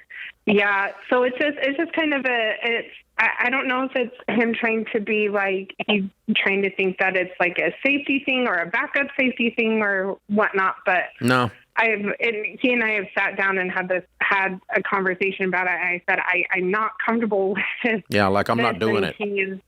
Yeah. We've already been through 8 years. There's nothing to be insecure about. You know mine, I know yours. Yeah. And we've already gotten out of everything. So if you're worried about me, we got a different issue, and it's not a separate account. If you're worried about her, you have a different issue, and it's your lack of knowledge of how the legal system works. She's gone. She's called the ex for a reason. She's a used to be. I mean, they've settled everything. She was a starter wife. You guys have been. She's a starter wife. You guys have been married for 8 years, so interesting. Yeah. Yeah, and there's only lasted maybe 2 or 3, but that's the thing is we're on the same page with everything else, but it's just for some reason and he wants it to go to this is where we pull to go for. Well, I mean, when you say no, I'm not going to do that, and I'm not okay with that. What's going to happen? I don't know. I don't think it's anything. I don't know. Because to me, it makes sense to keep everything in the same spot. Okay, but is he wanting to have a separate account in general to put all of you guys together? And he's just saying, hey, I want to save your income over here, so when we go on trips or need to buy a car, we pull out of that account. Is that what you were saying? That's Okay, so where I we're would going. have That's okay. So where what we live. what I would do, Michelle, is I would go get our Smart Bundle at Fairwinds Credit Union. This is what Winston and I did. You have a checking account in there, and then you can have up to 10 high yield savings accounts. So we have our emergency fund in one. And then you can open up another one. And yeah, and if you guys look at the budget and say, hey, we're going to do the budget and we're going to save some amount of money, this amount of money, and maybe it comes out to your paycheck, and that's what y'all agree. Let's put my paycheck in this high yield savings, and that's going to be our big bucket of savings throughout the next couple of years, and we need to pull from it. Yes, that's what Winston and I do. We have I know, but you aren't putting. We're putting 15% of your income away before that. And you had a house in the mortgage baby before steps. that. Yeah, but I'm saying She's at baby step 3. Okay. So you should not be saving money in addition to 15% of your income. That's fair. Except for miscellaneous living expenses. But I am saying a different account that you guys put the amount of money maybe that goes to that's your paycheck to be saving in general later on in the baby steps. That's fine to have another account to do that. But both your names are on it, and the amount that's going into it happens to be some amount. That's right. But it doesn't need to be, we need to hide your check over here in a failed business checking account. Yuck. No, I'm trying to paint another picture for you, Michelle.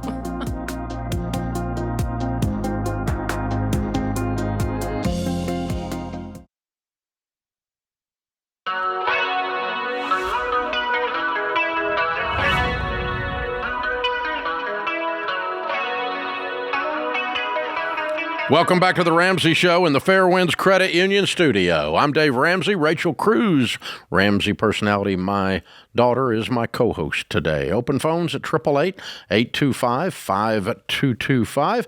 Stephen is in Tulsa. Hi, Stephen. How are you? Hey, guys. Thank you for taking my call. Sure. What's up? So my brothers and I, we're working on a plan. We're trying to figure out the best and most efficient way to buy my parents out of our family business so they can retire. Cool. Okay. So what is the business net profit? Net a year is right around $1 million. Gross is last year gross was about $8 million. Okay.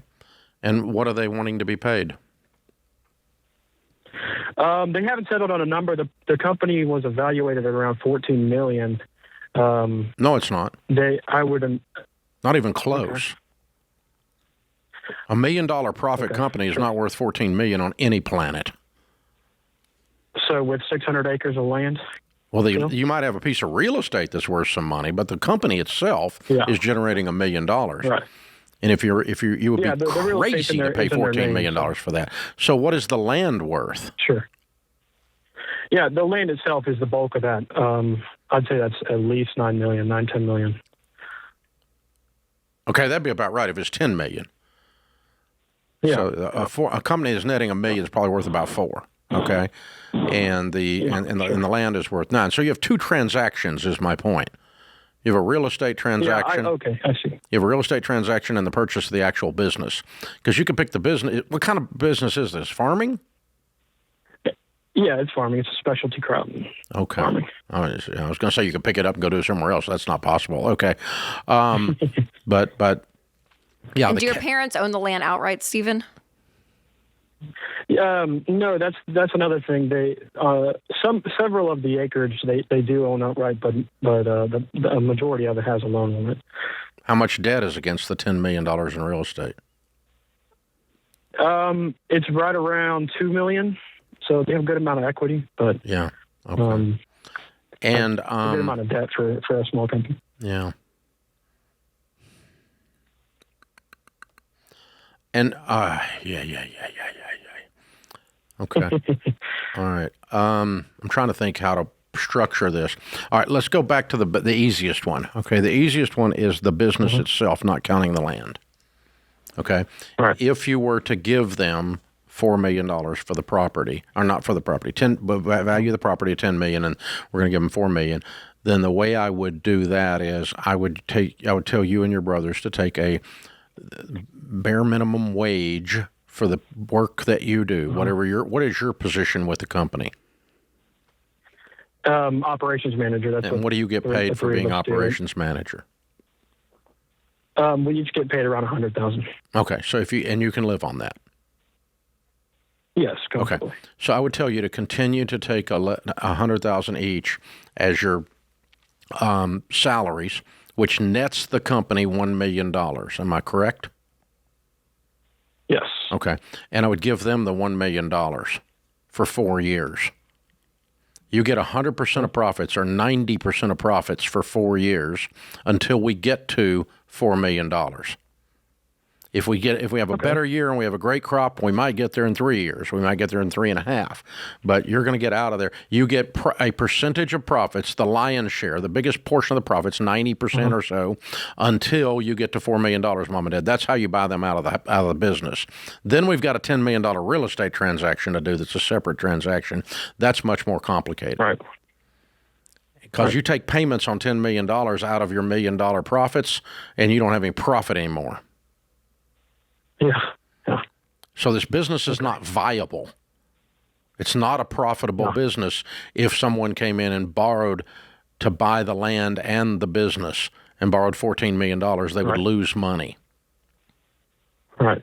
And so the business cannot afford to pay market value for the land and make a profit. Right. So what are they going to do? They're going to will it to you? Are they going to take $4 million as their retirement and then give you boys the dirt when they die, and you guys work to pay that $2 million off? That's what I would recommend, but I don't know if your parents are that generous or can see their way to do that. I believe that's the play, honestly. They don't have, they've been running this business for a while, so they don't have hardly any retirement. The business is their retirement, so I would see that as a pretty good. If they got $4 million in a mutual fund 4 years from now, and they live off of that, and they give you guys the land as a part of their estate planning, they could do it pre-death, unified estate tax gifts and that kind of things. There's all kinds of ways you can do it. And we can even do an LLC and do partial interest and devalue those interests. There's all kinds of stuff an estate planner can teach you to do to get that land transferred to y'all. And then you guys, after you get your parents paid off, go get that mortgage paid off quick. And you're sitting there with all this debt free. And this is a stinking cash cow now. You're killing it. It's wonderful. Awesome. Yeah. Thank you.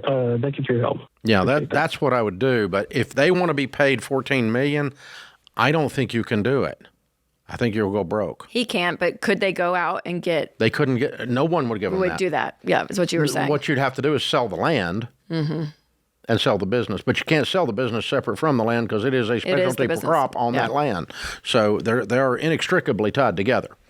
Where Ramsey could operate in any building. We happen to own the building, but that's a separate thing than Ramsey. Sure. So... you could pick this up and put it in another office building somewhere, right? And so the real estate doesn't destroy the business or vice versa. But where it's tied together with a specialty crop in particular, it's hard. I don't know, maybe they're growing, avocados or something. Well, it's California, right? So I don't know. I didn't ask him what the crop was, but it's probably some kind of something that has been done there for almost generational on that piece of dirt. So those trees or those plants are an essential part of it. They're mature to produce the crop that they're producing, and you couldn't just go do that somewhere else. Probably, I'm not an agricultural expert, but that's common sense, I guess. Wow, interesting, very interesting. Yeah. So one of the things we've worked with a lot in our EntreLeadership materials is succession planning, and we've done a bunch of it here at Ramsey. You're looking at part of it right now. Rachel is one of the Ramsey personalities, the ability to carry on a brand after I'm not here for whatever reason. And so you've got to have a plan to carry on the brand. You got to have a plan to carry on the leadership. You got to have a plan to carry on the ownership. And Rachel and our brother Daniel and I just did a panel at the EntreLeadership Summit in Disney 2 weeks ago for 3,000 business owners, and we're talking about family business. Yeah, and I think what's hard in family business, depending on how it's structured, is that for a lot of people, they grow a business and that's their retirement.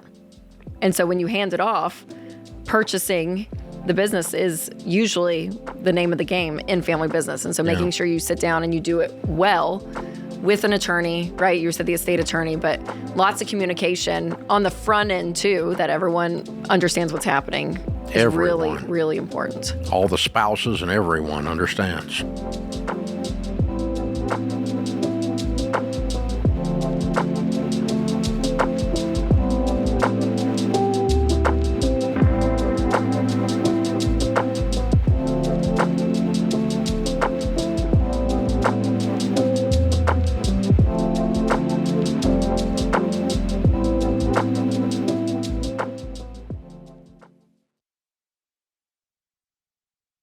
If you're a business owner who's serious about growth, you've got to be at Entree Leadership Summit 2027. Summit is our world-class leadership conference where you will learn from the people who have influenced the way we lead at Ramsey. You'll also connect with like-minded business owners who are facing the same challenges as you. To get your tickets for May 2027, go to entreleadership.com/summit.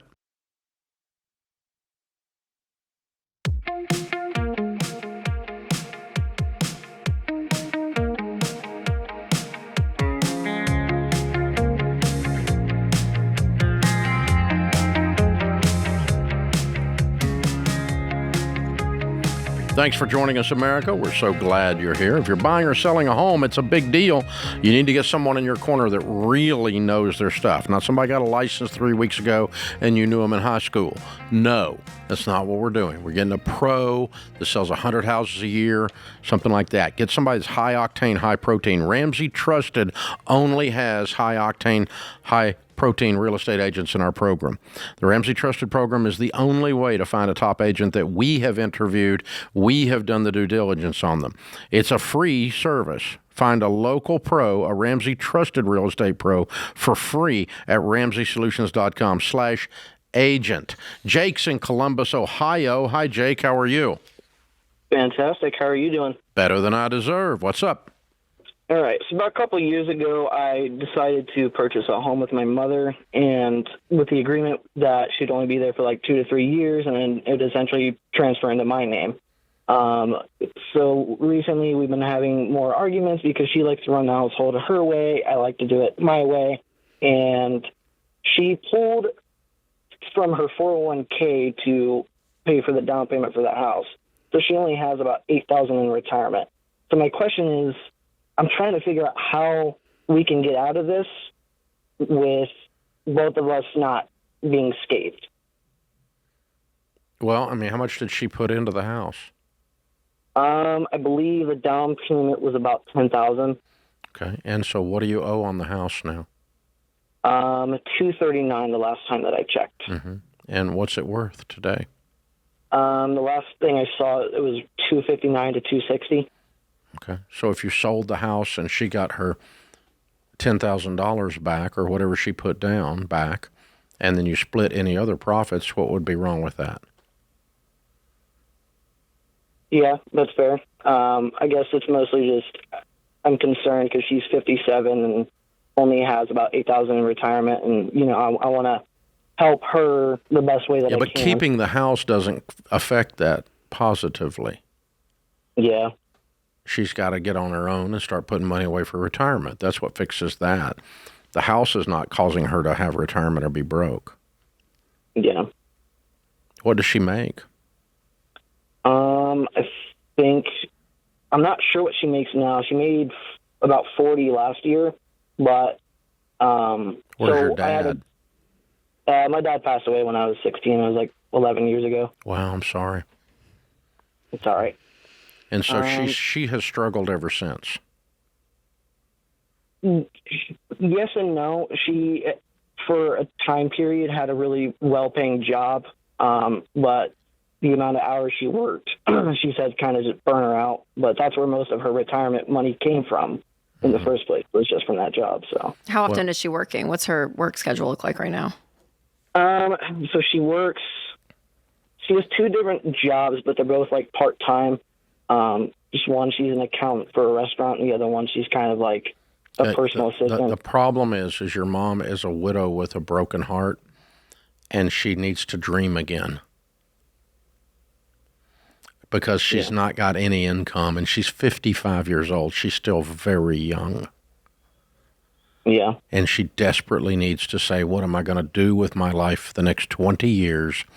I need a career where I'm working towards making $100,000 a year, not working 2 part-time jobs and living with my son. Well, part of the problem is she's emotionally just getting by. Well, she said she doesn't want a career. She needs a career. Yeah. She needs something to put her hand to give her meaning and give her something to drive for. She's too young to sit on her butt. Mm-hmm. She can't afford it. I agree. Consequently, her career has been deteriorating rather than going up. Right. And so this is what she needs. So it will be good for you guys. It'll be good for her because it will force her to face all of this for y'all to separate this out. This house does need to be sold. If you give her, how old? You're 27, 28, right? Yes. If you give her all the money from the house and just go live your life, you're okay. Yeah. So give her all the money and tell her to put it in, help her put it in some good investments, and help her to you pay for a class and go take a class at the community college and start to, what do you want to be, Mom? Do you want to be a nurse now? What is it you want to do with your life? You're going to have to do something. And so it's time to sign up and dream. But the plan that you guys had before Dad died is over. Now we need a new different plan. We need a new plan. And it's heartbreaking, but it is her reality. And she's perfectly capable. Her biggest problem is she's just still living with the heartbreak. Am I wrong? Yeah, because they divorced when I was a baby, so it wasn't. Okay, so but she's never really done anything since then. Right. Well, she had, like I said, like that. I think she was only there for like 6 or 7 years. The one job that she had, I was saying that she actually had a good income from. But yeah, after that, she hasn't really had anything that was like. What are you doing, Jake? What's your job? I work as a utility locator. I locate power lines. Okay. Yeah, I think it's good for both of you to sell this house. You both need separate financial lives instead of trying to mingle it together. And, and I think for both of you to encourage each other in this new endeavor for her, and you encourage her. But there's only so much you can do, Jake. You're not going to be able to change her. You can't make her go do something, but you can speak and be encouraging in your conversations with her and what you see in her and what she's good at, what she loves. I mean, all of it. So, but I would for sure sell this house. Yeah, prospering for someone. This is the second call we've taken today on a 55-year-old lady, right? Prospering for someone is not merely making more money. You're prospering when your spiritual life is full, your relational life is full, you're taking care of your body, your meaning, your physical mental, life is yes, full. all of it, yeah. That is prospering, but these things are holistic in that they are tied together. And so when you allow one area of your life to completely deteriorate, 100% of the time, some of the other areas are also deteriorating. And so you get out of shape. You've given up on God, so you walked away from your spiritual life. You isolate yourself from friends. You pull away from relationships. All of these things are, and what we find is that people that are successful work the opposite side of that. And they're very intentional about building friendships. They're very intentional about their physical health. They're very intentional about their spiritual walk. They're very intentional about their career and their money income. And they do all tie together. If you have only one of those working in the wheel of life, as Zig Ziglar used to call it, these different areas of you only have goals in one area of your life or two areas of your life. The other side of the wheel is flat, and anytime you have a flat tire, you have friction. Yep. And it's a problem. And so, we were just we did a podcast with a guy yesterday. Yeah. You did one interview and I did another, and he was talking about how he interviews very high, successful people, billionaires, people that have sold companies, just insane. And he said, and you can sit with them and you feel almost like this energy from some. Some are still anxious and discontent and nothing is satisfying them. And he said all these buckets of their life, you can tell are absent, some of them. They're not taking care of themselves physically. They don't have good relationships. And other ones, you get this holistically feel. And he said, and you feel a peace. There's something about this this well-roundedness. And again, there's certain seasons of life you're going to be working on your marriage more, or certain seasons in your life you're going to be working on your career more. I mean, it goes through seasons, but overall, the overall scope of your life, he would call these buckets, he said, all of them full. And like there's a leveling to that and a beauty, a grounding that you really do feel. And it's those people that live a peaceful life. Yeah, absolutely. That's how it works. So that's Jake, that's what we want for your mom. And that's her advice. 5 years from today, you'll be the same person you are today, except for the books you read, the people you meet. the goals you set, the decisions you do towards those goals. That's Charlie Tremendous Jones, and he was exactly right.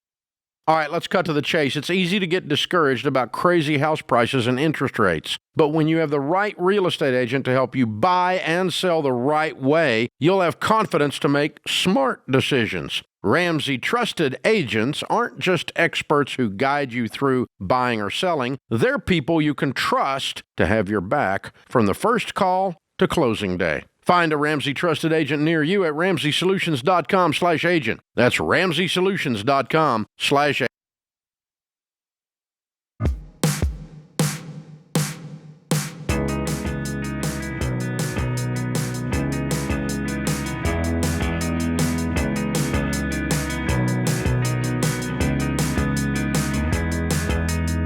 The Ramsey Show question of the day is brought to you by Why Refi. Out-of-control private student loans can make it feel like you're stuck financially. But Why Refi helps borrowers explore refinancing with low fixed rates and payments that make sense for their budget. Visit whyrefi.com/Ramsey. That's why, the letter Y, REFY.com/Ramsey. Might not be in all states. Today's question comes from Sarah in Illinois. My boyfriend and I have been together for 3 years, and he recently took a job 4 hours away. I own my condo and still pay about $1,500 a month in the mortgage, even though I'm at his place 60% of the time. He's asked me to pay for a bigger apartment since we both work from home and need more space when I'm there. While I still have my own bills, I understand the larger place benefits both of us. Should I help pay for the new apartment? No, Sarah, I would not. That's his apartment and you have yours. And if he wants a bigger one, that's great. And if he wants his girlfriend to live there, maybe she should be his wife. That changes the equation. Sarah? Yeah, no, I wouldn't be mingling bills. I wouldn't be trying to pay a rent, because here's the thing. If you guys break up and then he's stuck with that rent that he can't afford, what's he going to do? So it's way better when you are dating to keep your finances separate. You pay your stuff, he pays his. And if he wants a bigger apartment so that you all can work there together and all the things. He wants you to live in that city and you sell your condo and we get a place there. Oh, that would be a great idea after we're married. So this is what's putting the problem on it. Yeah, put a ring on it. That's the problem. Because it sets you up for you're getting a bad end of this deal all the way around. It's killer for you. So this used to be, when I started this show, Rachel, the biggest thing that came up was credit card debt. Cut up your credit cards. Mm-hmm. And now I still say that. And then the next thing was we laughed and called it instead of the Dave Ramsey Show in the old days, we called it the Sell the Car Show, because the answer to every question was sell the car. Sell the car. Now the answer to every question is get married. It's so true, though. The amount of relational mess that happens, the entanglement of dating people today. And when you are how dating, it messes up you're your not finances. married. Keep it separate. When you are married, combine it.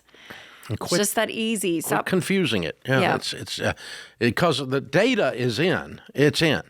I mean, the research is in. There's stacks and stacks of paper that says you're screwed. That's what it says. Every bit of the data says you are messed up.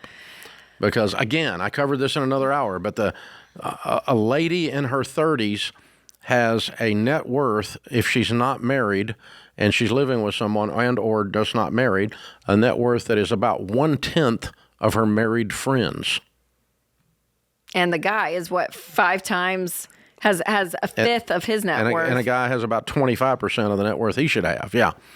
And so there's a thing we used to call in the literature the marriage advantage. And it's still there, but it's even more pronounced now in the financial realm, but it's pronounced in other realms as well, Like, for instance, physical health. A man that is married lives 7 years longer than a man that's not, on average. That's just a statistic. Okay? I mean, you could argue why. We can have lots of fun with that. And women help men. That's why. That's why. Help Yeah. them be better people. Are you going to eat that? Yeah. I mean, that's real. And so, now,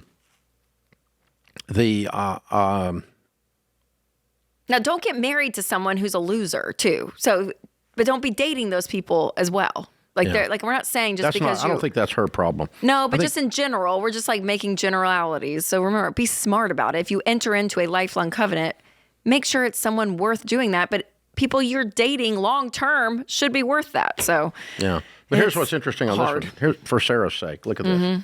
Okay, he takes a job and leaves. Now follow me. Oh, now pay for it. Now pay for it. Now pay for following me. Mm-hmm. Yeah. I mean, yeah. What a prince. Yeah, there we go. It's all right there on the paper. I'm just saying. David is in Phoenix. Hey, David, how are you? Hi, Dave. Hi, Rachel. Good. It's a pleasure to speak with the both of you. You too. I've heard Dave talk before about the If Dave Dies meeting, and it got me really thinking about my own family, and I feel like I need to have a similar conversation with my parents soon as they get older. Just to give some context, I'm 23 years old. I have 3 siblings. My parents are 72 and 68 years old. My oldest sister is in her early 50s, and I also have a brother and sister in their 20s who both have Asperger's syndrome, and they still live with my parents. My parents are both retired, and to my understanding, they have a net worth of around $2 million. I'd like to have a family conversation sometime this year so everyone can get on the same page, especially my parents and my oldest sister, about the expectations for responsibilities and how the assets would be handled when they eventually pass away, because as of right now, we're both kind of in the dark. So I want to know what are the most important questions that I should be asking, and what are some of the key topics discussed in the Ramsey family meetings that would be most important for any family to cover? It's a great question. You have to lay a foundation with your family first before you have that other part of the conversation. And the first part of the foundation is, Mom and Dad, I am not wanting to have this conversation because I want any of your money. Mm-hmm. I don't need any of your money. I am concerned about my 2 brothers. Is it a brother and a sister that have Asperger's? Yeah, it's a brother and a sister. I'm concerned about my brother and sister and how they're going to be cared for and what your wishes are. And if I don't know your wishes in detail, it will be hard for me to honor your memory. And I'm deeply concerned that I can do the right thing and that my older sister and I are in agreement on how we're going to do exactly what you want us to do when you pass away. Okay?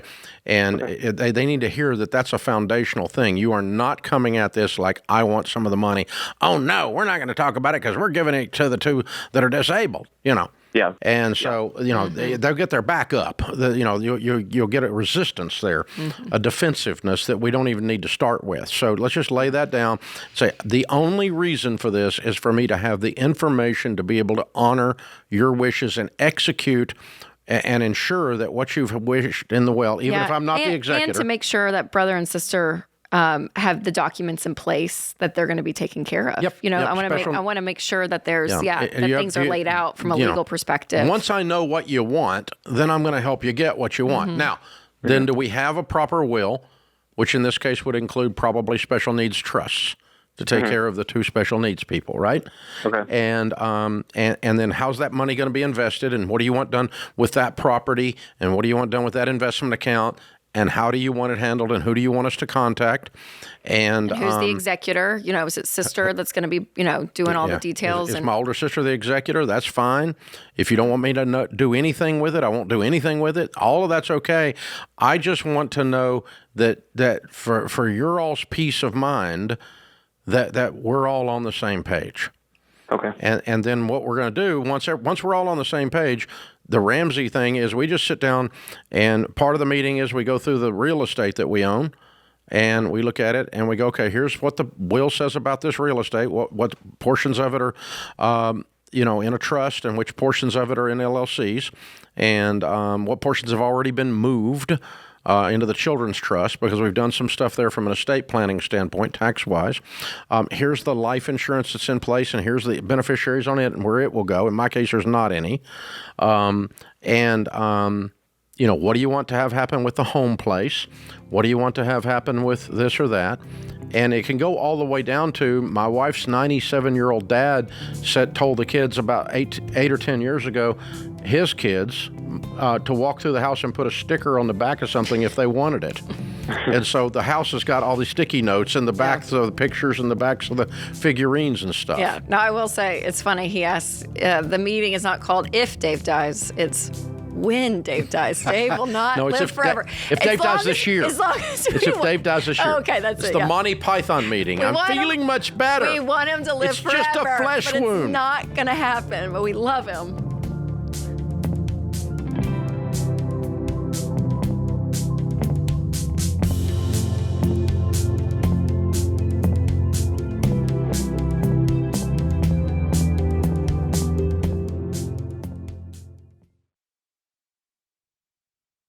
Hey, what's up, guys? It's Jade Warshaw. Listen, summer spending adds up so fast between vacations and road trips and camp fees and events and all the extra gas and grocery runs. Money can get tight before you know it. To really get your money under control and keep it that way, you're going to need a plan. And that's what you'll get with the Every Dollar Budget app. It helps you track your spending, free up cash to put toward debt and savings, and it's the simplest way to make a plan for your money before the month begins. So, no more wondering where your money's going. You're telling it where to go. Download Every Dollar in the App Store or Google Play and start for free today.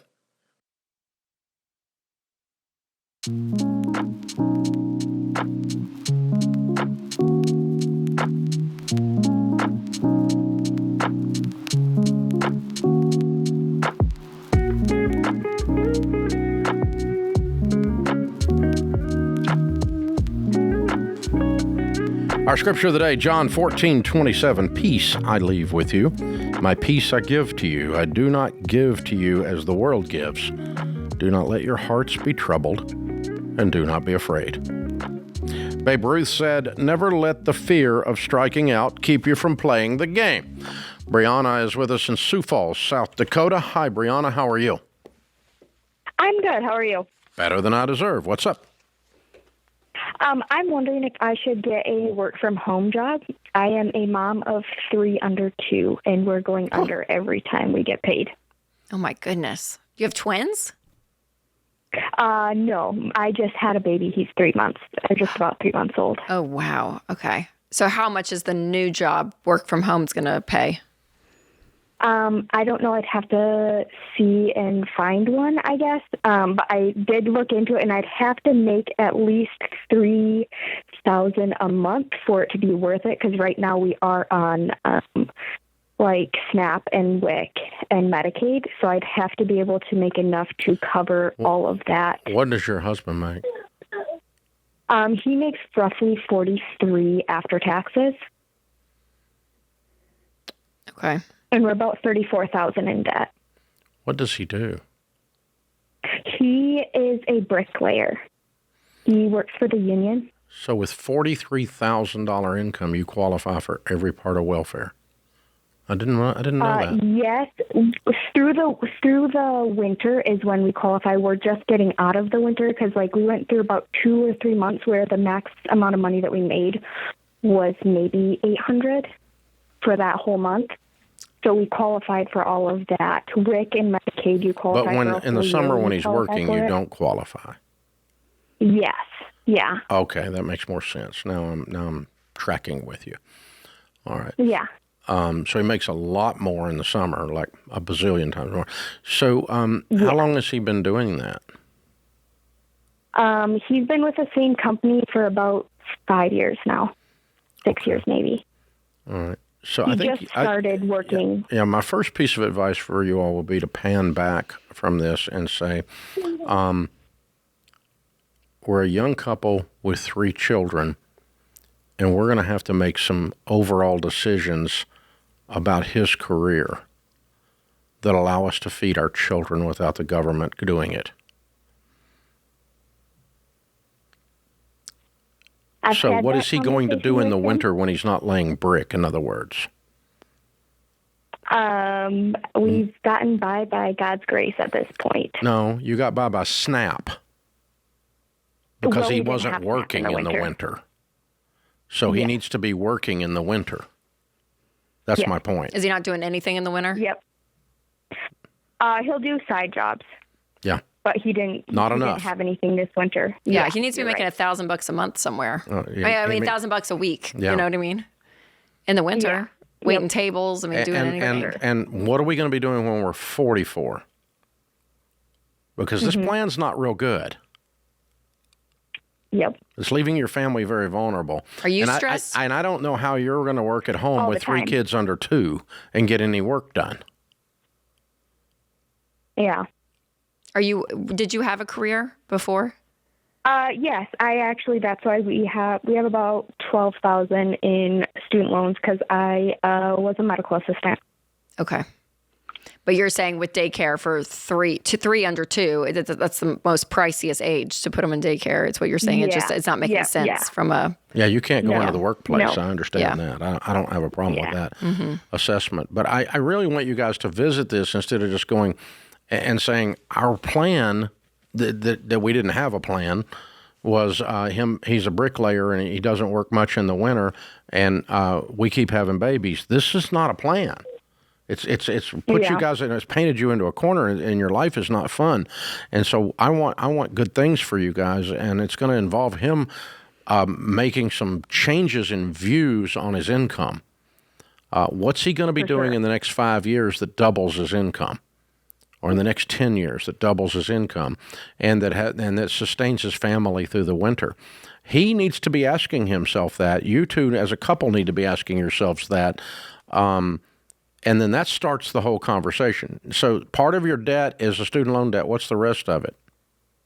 17 is in a truck loan, and then we have $4,000 in a personal that got us through one winter, and then roughly about 15 in medical. Some of that's in collections, and then we owe family about 1,000. Okay. All right. I'm gonna be mean. Are you ready? I am. I'm going to say you're going to sell the truck. No, I'm going to say it worse than that, okay? You do not get to own a $17,000 truck when you're taking welfare to pay for your kids' food.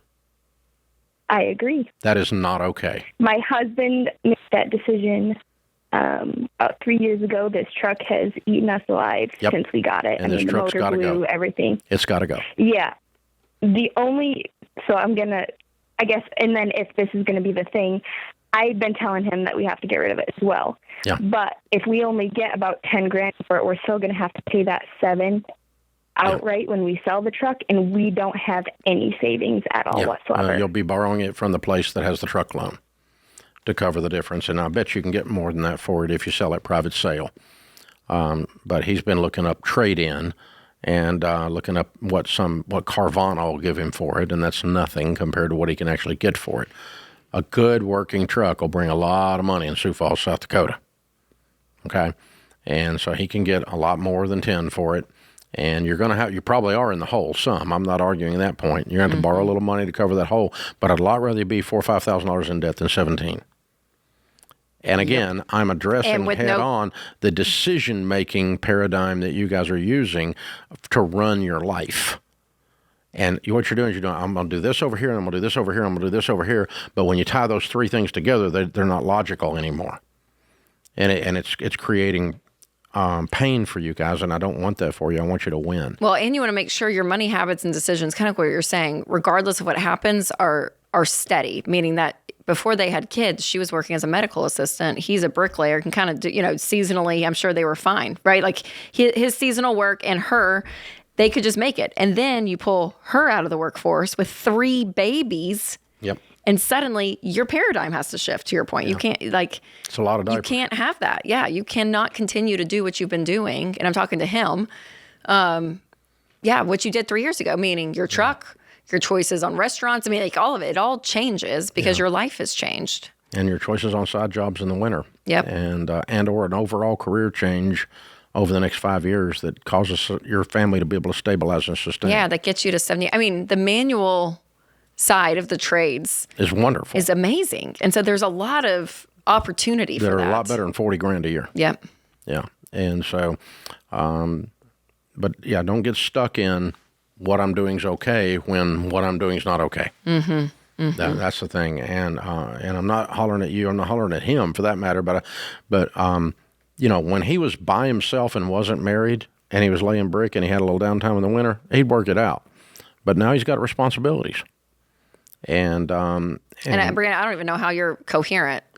Making a sentence with a 3-month-old and two babies. Like that's like you guys, you have a lot on your plates. And honestly, if you were just a full-time mom taking care of the household and making sure those babies are alive at the end of the day, right? I mean, like that's a full-time job. So I understand the money needs to happen. And I hope that, there's a good situation that you can bring in some. But I mean, honestly, call me old school, but I'm leaning on him, dude. Yeah, get to work. I am too. Get to work. I got 3 babies at home that I'm taking care of. Yeah, that's no joke. And it's not that he's not working hard now, but it's get to work in a way that it brings in enough money to take care of your family and get your truck sold, dude. Yeah, but when you bring $800 home a month, I know, get your truck sold, and then you get to work. Yeah. You got to get some stuff going here and get you a $5,000 truck. That's the thing. Call us back, Brianna, if you guys need anything. We are. Hey, hang on. We'll send you a copy of the Total Money Makeover and get you on Every Dollar and try to help you if we can. That puts this hour of the Ramsey Show in the books. We'll be back with you before you know it. In the meantime, remember, there's ultimately only one way to financial peace, and that's to walk daily with the Prince of Peace, Christ Jesus.